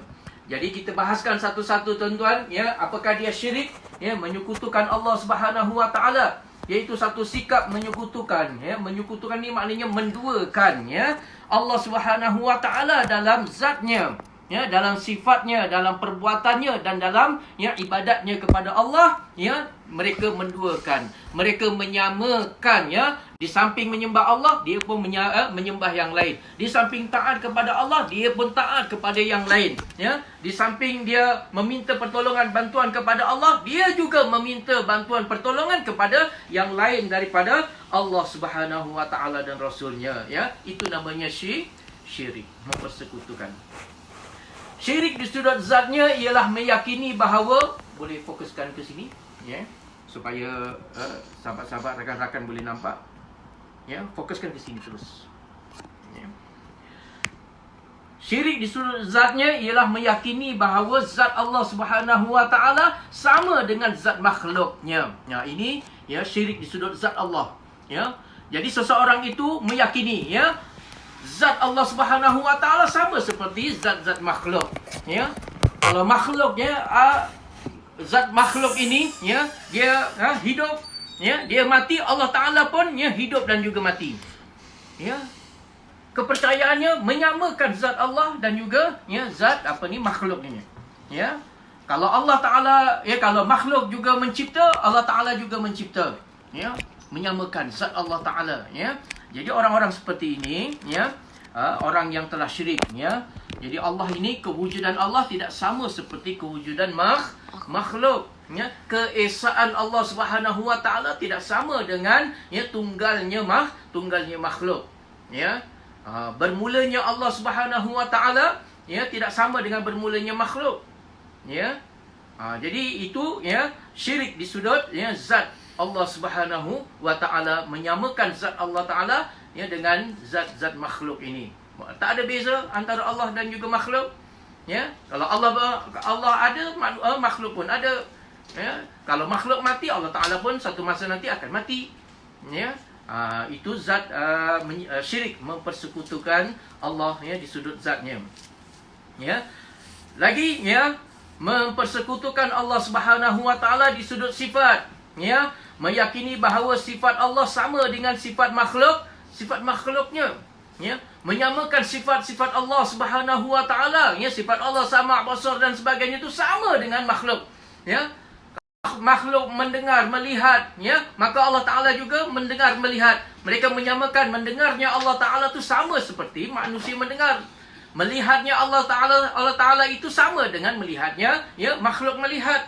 Ya, mereka mempersamakan sifat-sifat Allah Subhanahu wa taala. Ya, sifat menciptakan itu, ya, yang ada pada makhluk samalah juga dengan sifat mencipta yang ada pada Allah Subhanahu wa taala. Itu anggapan mereka.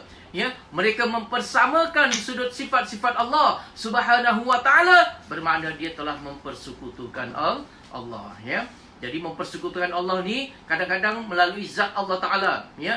Zat wujudnya Allah Subhanahu wa taala itu, ya, mereka samakan. Ya, kewujudan Allah sama seperti kewujudan, ya, kewujudan makhluk-makhluk. Sebab tu Allah Taala tegaskan, kul huwallahu ahad, Allahus samad, lam yalid walam yulad walam yakul lahu kufuwan ahad. Ya. Jadi ya, Allah Taala itu Maha Esa. Ya, Allah Taala itu, ya, tunggal, dia bukannya satu. Ya. Satunya itu bukannya bermula daripada tiada, ya, kepada ada. Ya. Adanya Allah Taala itu, ya, tidak sama seperti adanya makhluk. Ya, adanya makhluk bermula daripada tiada. Ya, kemudian menjadi ada, ya. Jadi jangan kita menyamakan zat Allah, ya, dengan zat makhluk, sifat Allah dengan sifat makhluk pun, ya, jangan, ya. Maknanya Allah Taala tidak melihat sebagaimana, ya, melihatnya makhluk. Ya. Ya, penglihatan makhluk terbatas, tetapi penglihatan Allah Subhanahu wa taala, ya, tidak terbatas, ya. Begitulah seterusnya sifat-sifat Allah. Perbuatan, ya, di sudut perbuatan Allah, ya, meyakini bahawa makhluk yang mengatur alam semesta dan rezeki umat manusia. Boleh nampak ni? Sini, jangan terus sebelah Ustaz ni. Sini.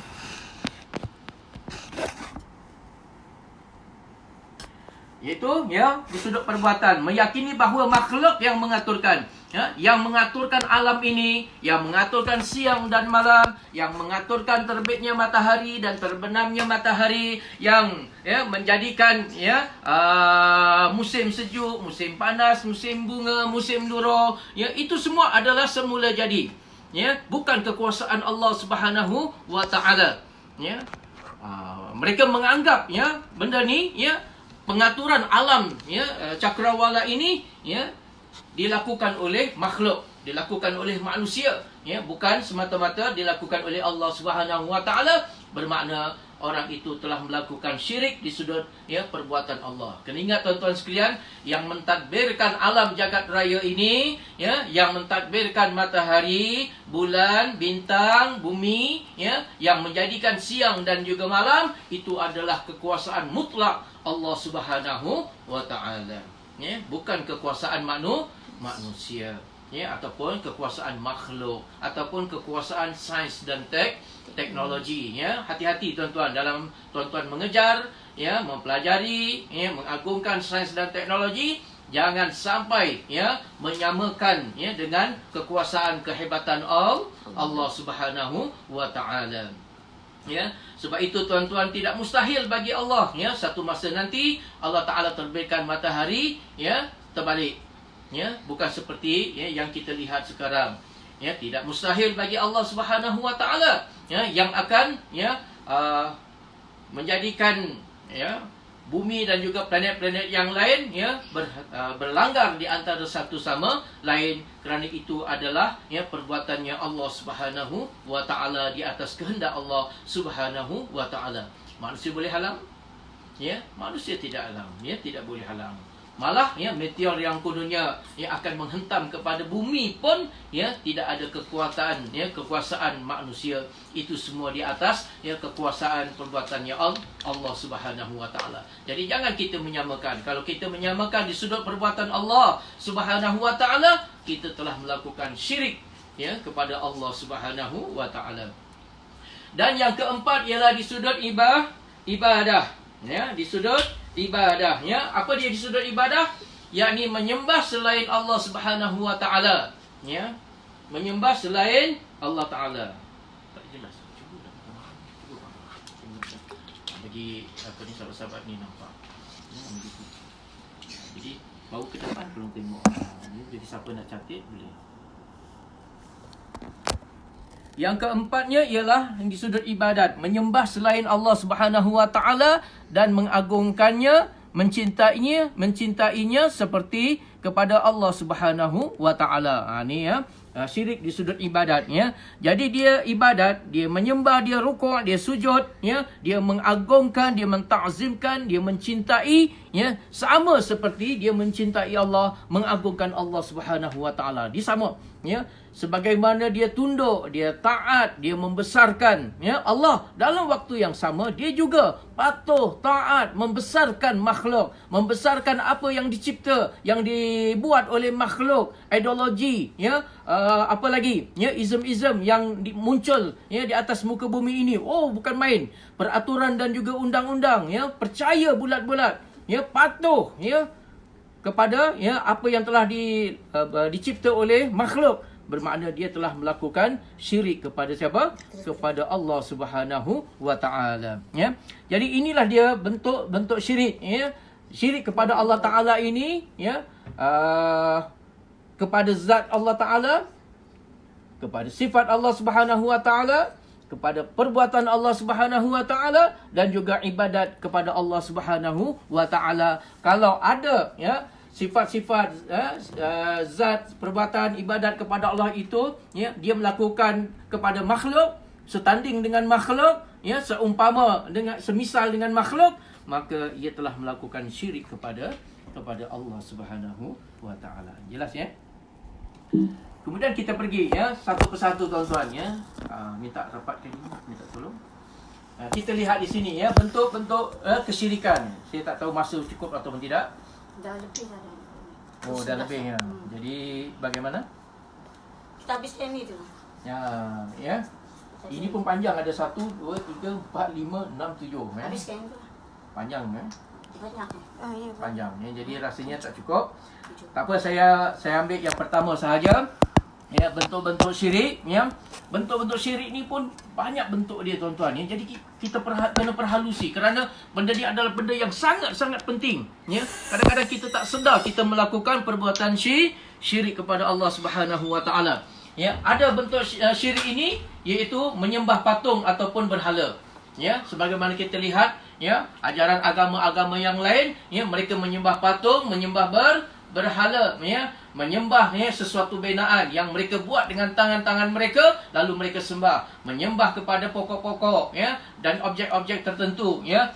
Benda ini telah disebutkan oleh Allah Subhanahu wa taala dalam surah Maryam, ya, ayat yang ke-42, ya. Kalau anda tak dapat catat semuanya, tolong catatkan, ya, surah dia, surah Maryam ayat 42. Tuan boleh, ya, semak ayat ini dan juga makna dia, ya, sebab kita sedang mempelajari Al-Quran ini, ya. Allah Subhanahu wa taala, ya, sebut di dalam Al-Quran, "Idz qala li abihi ya abati lima ta'budu ma la yasma'u wa la yubsir wa la yubsiru wa la yughni 'anka syai'a." Ya, ingatlah ketika ia, yakni Nabi Ibrahim alaihissalam, berkata kepada bapanya, "Wahai bapakku, mengapa kamu menyembah sesuatu yang tidak mendengar, tidak melihat dan tidak dapat menolong kamu sedikit pun?" Ya, ayat Quran surah Maryam ayat yang ke-42. Allah Subhanahu wa taala rakamkan, ya, perbualan, ya, di antara, ya, Nabi Ibrahim alaihissalam dengan bapanya, ya, menegur bapanya yang menyembah berhala-berhala. Nabi Ibrahim AS mengatakan, "Wahai bapaku, ya, mengapa kamu menyembah sesuatu yang tidak mendengar? Patung itu adalah buatan, ya, buatan makhluk, ya, diperbuat daripada batu, daripada simen, ya, yang kaku, beku, ya, membatu, ya, tidak dapat melihat dan tidak dapat menolong kamu sedikit pun, ya. Ini maknanya kita syirik. Sesiapa yang menyembah, sesiapa yang tunduk, rukuk, sujud ya kepada benda-benda yang seumpama ini, benda yang tidak mendengar, tidak melihat, ya, tidak bersifat ya dengan sifat-sifat Allah Subhanahu wa taala ya, dan tidak dapat memberikan sedikit pun pertolongan kepada kita, maka orang itu telah melakukan syirik kepada Allah Subhanahu wa taala. Sebab itu ya, sesiapa yang mengatakan semua agama sama adalah tidak betul. Kalau dia memperkatakan, ini disuruh perkataan ni ya, kalau dia memperkatakan ya dengan i'tiqad dan kepercayaannya bahawa ya semua agama adalah sama, Tuhan yang disembah adalah sama, semuanya adalah sama, ya boleh gugur syahadahnya tuan-tuan. Semua agama tidak sama. Kerana agama-agama yang lain mereka menyembah sesuatu yang lain daripada Allah Subhanahu wa taala. Ada setengah agama itu mereka menyembah Allah Subhanahu wa taala, dalam waktu yang sama dia mempercayai juga dengan benda-benda yang lain. Ya. Umpamanya tuan-tuan sekalian, yang paling bahaya ya seperti ya agama yang dipercayai, yang dipegang oleh kaum Syiah. Ya. Orang-orang Syiah ini di samping dia percaya kepada Allah, ya, dia percaya kepada Nabi Muhammad sallallahu alaihi wasallam, tetapi dia mempercayai juga dengan yang lain-lain. Ya, kadang-kadang mereka menyamakan Allah dengan Husain, mereka menyamakan Allah Subhanahu wa taala dengan Ali, ya, dan menyamakan dengan benda-benda yang lain, ya. Jadi ini adalah perbuatan syirik, terkeluar daripada Islam. Sebab itu agama yang tidak ada kena-mengena dalam Islam. Dan kerana itulah juga ya kami di Perubatan Sunnah ini ya tidak ya mempergunakan ya bahan-bahan yang datang daripada negara yang syirik kepada Allah Subhanahu wa taala. Jangan kata semua bahan sama tuan-tuan. Ya, banyak juga ya kalau di bulan puasa ya ustazah ya. Di bulan puasa ni kurma ya daripada Iran ya. Apa lagi? Kismis dari entah banyak lagi bahan-bahan, ustazah nanti boleh ceritalah ya, daripada Iran ya. Sedangkan mereka kebanyakannya, majoritinya sekarang ini ya beragama dengan agama Syiah yang mempunyai kepercayaan yang berbeza dengan kepercayaan. Ini bukan soal fiqhiyah tuan-tuan. Ya, bukan soal cabang ya, tapi yang berbeza ialah soal pokok, soal akidah, soal pegangan, soal syahadah kepada Allah dan juga Rasul. Ya, apabila mereka mengiktiraf sesuatu yang mempunyai persamaan, kekuasaan, kehebatan, ya, penciptaan, ya, kewujudan seperti Allah Subhanahu wa taala, bermakna mereka telah melakukan syirik kepada Allah Subhanahu wa taala. Ya, jadi ya la yanfa' ya, walaupun mereka ya, lelakinya, ulama mereka memakai serban, memakai jubah, wanita-wanitanya menutup ya, pakai niqab ya, sehingga ya berpakaian dengan hitam ya, nampak zahirnya seperti ya agama. Malah negara Iran dikenal sebagai Republik Islam ya, Republik Islam Iran ya. Tetapi kalau mereka menduakan Allah, mereka telah terkeluar daripada ya syahadah ya, dan mereka telah melakukan kerja murtad kepada Allah, dan mereka tidak ada kena-mengena dengan Islam. Dan perlu diingatkan tuan-tuan sekalian ya, nanti ya 70,000 orang daripada Isfahan ya, daripada satu tempat di negara Iran, orang-orang Yahudi di negara Iran ya akan keluar menyokong ya, menjadi tentera-tentera kepada Dajjal. Ya. Sekarang ini lakonan sahaja tuan-tuan ya, seolah-olah ya Iran Syiah ya bermusuh dengan Israel, tetapi sebenarnya yang menjadi pendukung kepada Dajjal ialah Yahudi ya. Orang-orang Syiah di negeri Iran akan menyokong Dajjal, dan mereka semuanya akan pergi ke bumi Palestin ya, ke bumi Israel, ke bumi Palestin, dan di sanalah nanti tentera-tentera Imam Mahdi bersama dengan Nabi Isa alaihi salam ya akan ya membunuh si Dajjal di Babulut ya, di Israel sekarang ini. Dan ya insya-Allah ya umat Islam akan menewaskan dan menumpaskan tentera-tentera Dajjal daripada kaum Yahudi ini. Jadi ya ini untuk pertama, dan saya rasa panjang dan kita telah habis ni. Jadi ya mudah-mudahan kita sambung nanti di esok ya, untuk ya saya nak selesaikan ini semua supaya kita lebih jelas tuan-tuan ya. Barangkali panjang sedikit, saya rasa Tak apa kot, ya.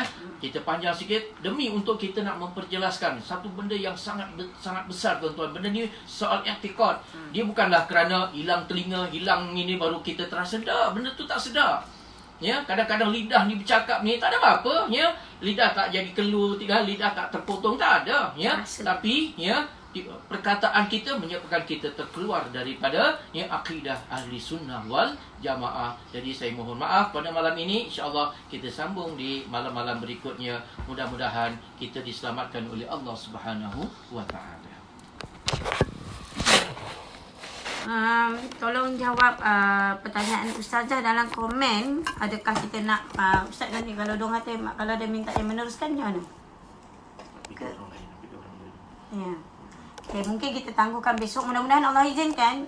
Cuma sebelum pada penutup ada juga suara-suara sumbang lah ya. Sebelum orang lain suara sumbang bercakap. Jadi orang dah cakap Ustazah kamu siapa ya? Kau ni siapa? Budak kau siapa? Ada orang bahasa Ustazah ni budak aja. Saya tak ada salah nak bahasa Ustazah ni apa. Kau siapa? Nak lawan dengan doktor tu. Kau nak lawan mereka kepakaran mereka. Mereka ada orang kepakaran, ada ini, ada itu. Kau siapa nak lawan mereka? Lepas tu kau siapa? Kau bukan mufti, kau bukan ni, kau bukan itu. Ya, Ustazah bukanlah seperti mereka, hebat seperti mereka, ada ilmu seperti mereka. Tetapi Ustazah walaupun bukan seperti mereka, tetapi ingat Ustazah adalah hamba Allah yang mengikuti nasihat Rasulullah sallallahu alaihi wasallam. Ingat, jawapan Ustazah kepada manusia yang sombong macam tu, jawapan Ustazah ialah satu. Walaupun aku bukan seorang doktor, aku bukan seorang mufti, aku bukan seorang yang hebat di luar sana, tetapi aku hanya mengikuti nasihat Nabi Muhammad sallallahu alaihi wasallam. Dan kerana apabila aku membuktikan kebenaran nabiku dan aku yakin benar nabiku tidak pernah bercakap bohong, maka aku bersaksi pada tubuh badanku sendiri. Aku bersaksi pada anak-anakku yang membesar denganku sendiri. Dan aku bersaksi pesakit-pesakit yang mana doktor dah reject, yang mana di luar sana yang telah menjadi mudarat kerana kehebatan manusia. Aku bersaksi mereka sembuh dengan kehebatan Allah yang menyembuhkan manusia. Apabila manusia mengikuti sunnah Nabi Muhammad sallallahu alaihi wasallam, mereka tidak akan merasakan perbuatan mereka sia-sia dan sedikit pun tidak merugikan mereka. Ingat, siapa yang mengikuti Rasulullah sallallahu alaihi wasallam, dia tidak akan menyesal dan tidak akan rugi. Kerana kami yakin apa dari Nabi, nasihat Nabi, perbuatan Nabi. Kami memang bukan orang yang pandai cerdik seperti di luar sana, pandai mengeluarkan fatwa dan sebagainya. Tapi dalam hati kami yakin dengan kebenaran Nabi Muhammad sallallahu alaihi wasallam. Jadi, besok insya-Allah kita akan sambung lagi topik yang betul, iaitu bentuk syirik, supaya kita muhasabah diri kita. Kita betulkan balik akidah kita. Kerana akhir zaman bukan corona lagi yang perlu kita takutkan. Yang kita perlu takutkan, berapa ramai umat Nabi Muhammad sallallahu alaihi wasallam di akhir zaman, seorang hafal Quran, sudah membaca hadis, sudah belajar agama, tetapi tanpa sedari mereka pun berbondong-bondong bersama-sama membenarkan yang lain daripada Allah dan juga Rasul, menyamakan Allah dan juga Allah dan Rasul menyamakan dengan yang lain. Sesungguhnya ingatlah, kembalilah pada qul huwallahu ahad, Allahus samad, lam yalid wa lam yulad wa lam yakul lahu kufuwan ahad. Jadi kaji balik, beristighfar balik. Kalian tidak pernah memberi ruang pada Ustazah. Kalian menutup pintu-pintu untuk Ustazah bercakap kebenaran. Kalian tidak pernah memandang remeh, memandang rendah kalaulah benar Rasulullah SAW ada pada zaman sekarang. Rasulullah, kita takkan sebut Rasulullah. Adakah kita menerima ajakan Rasulullah, beriman kepada Allahu Ahad ketika diuji? Adakah kita menerima Rasulullah? Kau siapa? Kau tak ada apa? Kau Umi tak tahu membaca, tak tahu menulis. Jangan Rasulullah. Kau nak mengaku tiba-tiba pula mengaku nak suing kau. Benarkah? Kalau benar, selama ini kalau nak belajar sikit, engkau nak bercakap tu, engkau tu ustaz ke? Engkau nak bercakap tu, kau pakar dia ke? Engkau nak bercakap sikit ni, engkau siapa? Allah memberi ilmu kepada sesiapa yang Allah kehendaki. Allah memberi kepada sesiapa yang Allah kehendaki. Allah memberi kepada orang yang yakin dapat ilmu sedikit, tetapi mereka orang yang beramal dengan benar-benar amal, maka Allah akan beri lebih daripada yang manusia fikirkan. Iaitu ilmu manusia yakin kehebatan Allah, keadanya Allah dan tidak ada siapa boleh menandingi kehebatan Allah dan benarnya Rasulullah sallallahu alaihi wasallam. Jadi memang ustazah cakap ni akan ramai yang akan panas, ramai yang tak suka. Templaklah aku kerana aku adalah hamba Allah. Tapi jangan kalian mentemplak sunnah Nabi Muhammad sallallahu alaihi wasallam. Biar orang kata aku asing, biar orang kata aku gila, biar orang kata aku bodoh, itu lebih aku sanggupi daripada kalian nanti menulis mengatakan sunnah itu tidak relevan sehingga akhir zaman. Jangan kalian berkata kalam lidah macam tu. Jadi bukan kerana kalian makan ubat sunnah selama ini tak baik, tak sembuh, bukan kerana itu, tapi kerana kalian tidak tahu. Sebab itu semuanya perlu ilmu. Apabila orang Islam mendapat tidak memahami, tidak belajar ilmu perubatan cara sunnah betul-betul, bukan hanya buka buku kaji, oh habatus sauda baik ni buat keluarkan produk habatus sauda, oh minyak zaitun baik ni keluarkan produk minyak zaitun, oh kalau macam tu minyak zaitun habatus sauda ini oh baik untuk rawat kecil mana darah tinggi, makan ikut tak ikut sukatan dan sebagainya. Ingat, umat akhir zaman pelbagai racun yang masuk dalam tubuh badan mereka. Macam-macam mereka makan makanan yang halal pun sudah melampaui batas. Jadi makanan itu hendak distabilkan balik, nak dikeluarkan racun tu balik. Pakai dah macam-macam pakai. Benda yang haram meragukan. Sebab benda ini berkait-berkait. Sebab dalam tubuh badan kita saling berkait. Jadi bukannya makan-makan terus baik macam tu. Semua itu perlu ada ilmu. Sebab Ustazah tahu, Ustazah tak akan diberi peluang. Walaupun Ustazah buktikan kebenaran, nanti adalah mulut semuanya. Kau nyek-nyek macam tu. Tak apa. Bagi Ustazah, Ustazah sampaikan. Kalau apa-apa berlaku, jangan salahkan Allah. Jangan lagi kita mengeluarkan perkataan syirik kepada Allah. Allah tak tolong aku. Kenapa? Kerana kita sendiri menjauhkan Allah dan juga kita tidak mengikuti nasihat Rasulullah sallallahu alaihi wasallam. Kita lebih mendengar nasihat manusia-manusia yang konon-konon mereka tahu, mereka tahu hukum, tapi mereka tidak kenal Allah dan juga Rasulullah sallallahu alaihi wasallam. Jadi apa yang saya sampaikan, mudah-mudahan ilmu ni kita sampaikan pada yang lain. Mudah-mudahan semua ada kesedaran. Bukakanlah pintu hati kita, ruangan hati kita, nak mengajak manusia akhir zaman. Seorang benar kepada Allah Ta'ala, dia membawa manusia kenal kepada Allah dan juga Rasul. Bukannya membawa manusia itu suka pada dia. Kalau orang yang benar. Kalau Nabi kata berlaku wabak macam ni, berlaku macam ni, duduk diam dalam rumah. Bukan waktu itulah nak buat kebajikan, nak tunjuk pada orang, kita nak buat Facebook Live, nak tunjuk dengan orang sana sini. Bukan itu masanya. Masa itu seorang yang paling baik di sisi Allah, mereka sujud sembunyi di waktu sembahyang tahajud, minta kepada Allah tarik musibah wabak ini. Bukan menunjukkan lagi kebaikan-kebaikan dengan Facebook. Semua sekarang malah nak menunjuk. Siapa yang menunjuk? Semua kata ni, manusia, dapatlah kamu kat dunia apa yang kamu nak. Jadi amalan itu pun, kalau menunjuk manusia itu pun dosa. Jadi apa yang Ustazah nak ingatkan kepada semua, kembalilah kita kepada sunnah Nabi Muhammad SAW. Al-Quran dan juga sunnah itu jelas. Sebaik-baik ikutan umat Nabi SAW. Di saat keadaan macam ni, terpulanglah iman kalian masing-masing. Sama ada nak mengikuti Allah dan Rasul, ataupun kalian ada yang lebih pandai selain daripada Allah dan juga Rasul. Jadi terpulang pada masing-masing. Yang penting Ustazah dah sampaikan. Nak kata Ustazah bodoh ke, kritik ke, apa ke, nak kata Ustazah sesat ke apa, biarlah syurga neraka Allah yang tentukan untuk aku. Yang penting apa yang daripada Allah dan Rasul, apa yang aku lalui, apa yang Ustazah dah lalui, apa yang Ustazah dah nampak kehebatan-kehebatan sunnah. Ustazah bukanlah orang yang menyembunyikan. Dan bukannya Ustazah saya nak beli ni, Ustazah bukan meniaga, Ustazah akan jual, tapi Ustazah nak bantu orang yang benar-benar nak tengok kehebatan sunnah Rasulullah SAW melalui diri dia, bukan dia suruh orang lain. Dia jual ni, dia suruh orang lain jual makan minyak zaitun, betul, dia suruh orang lain, bukan suruh diri dia betul-betul.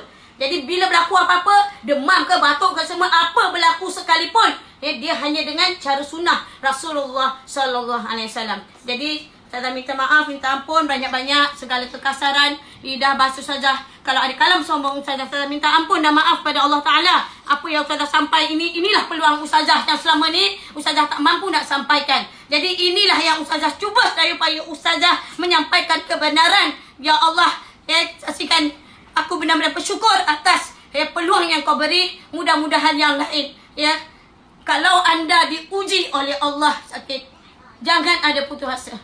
Jom kita kembali diri kita dengan sunnah Nabi Muhammad sallallahu alaihi wasallam.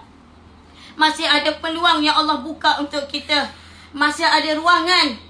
Sesungguhnya Allah itu Maha Pengampun. Yang sudah lalu sudahlah, yang lampau kita dah termakan itu sudahlah. Mari kita benar-benar ikut Rasulullah SAW ini 100%, supaya kita menjadi manusia yang kembali kepada Allah.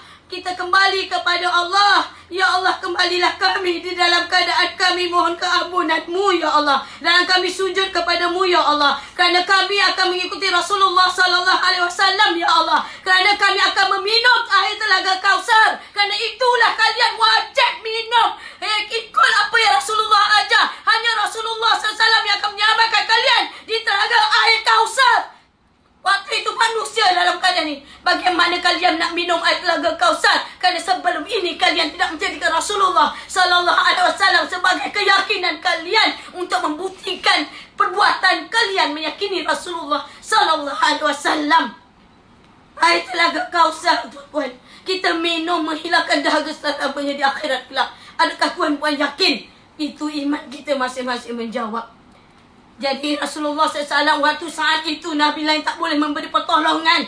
Hanya Nabi Muhammad SAW lah yang boleh menolong kita. Jadi mengapa kita ada ustaz-ustazah yang lain yang hendak kita dengar, melainkan hanya kita banyak-banyak belajar. Belajar bahasa Arab, nak tahu apa yang Allah Ta'ala cerita dalam Al-Quran. Nak tahu hadis Rasulullah SAW. Apa dari Nabi, pasti aku dengar dengan iman tanpa ragu. Apa dari kalam orang lain, daripada kajian mana, aku tak tahu.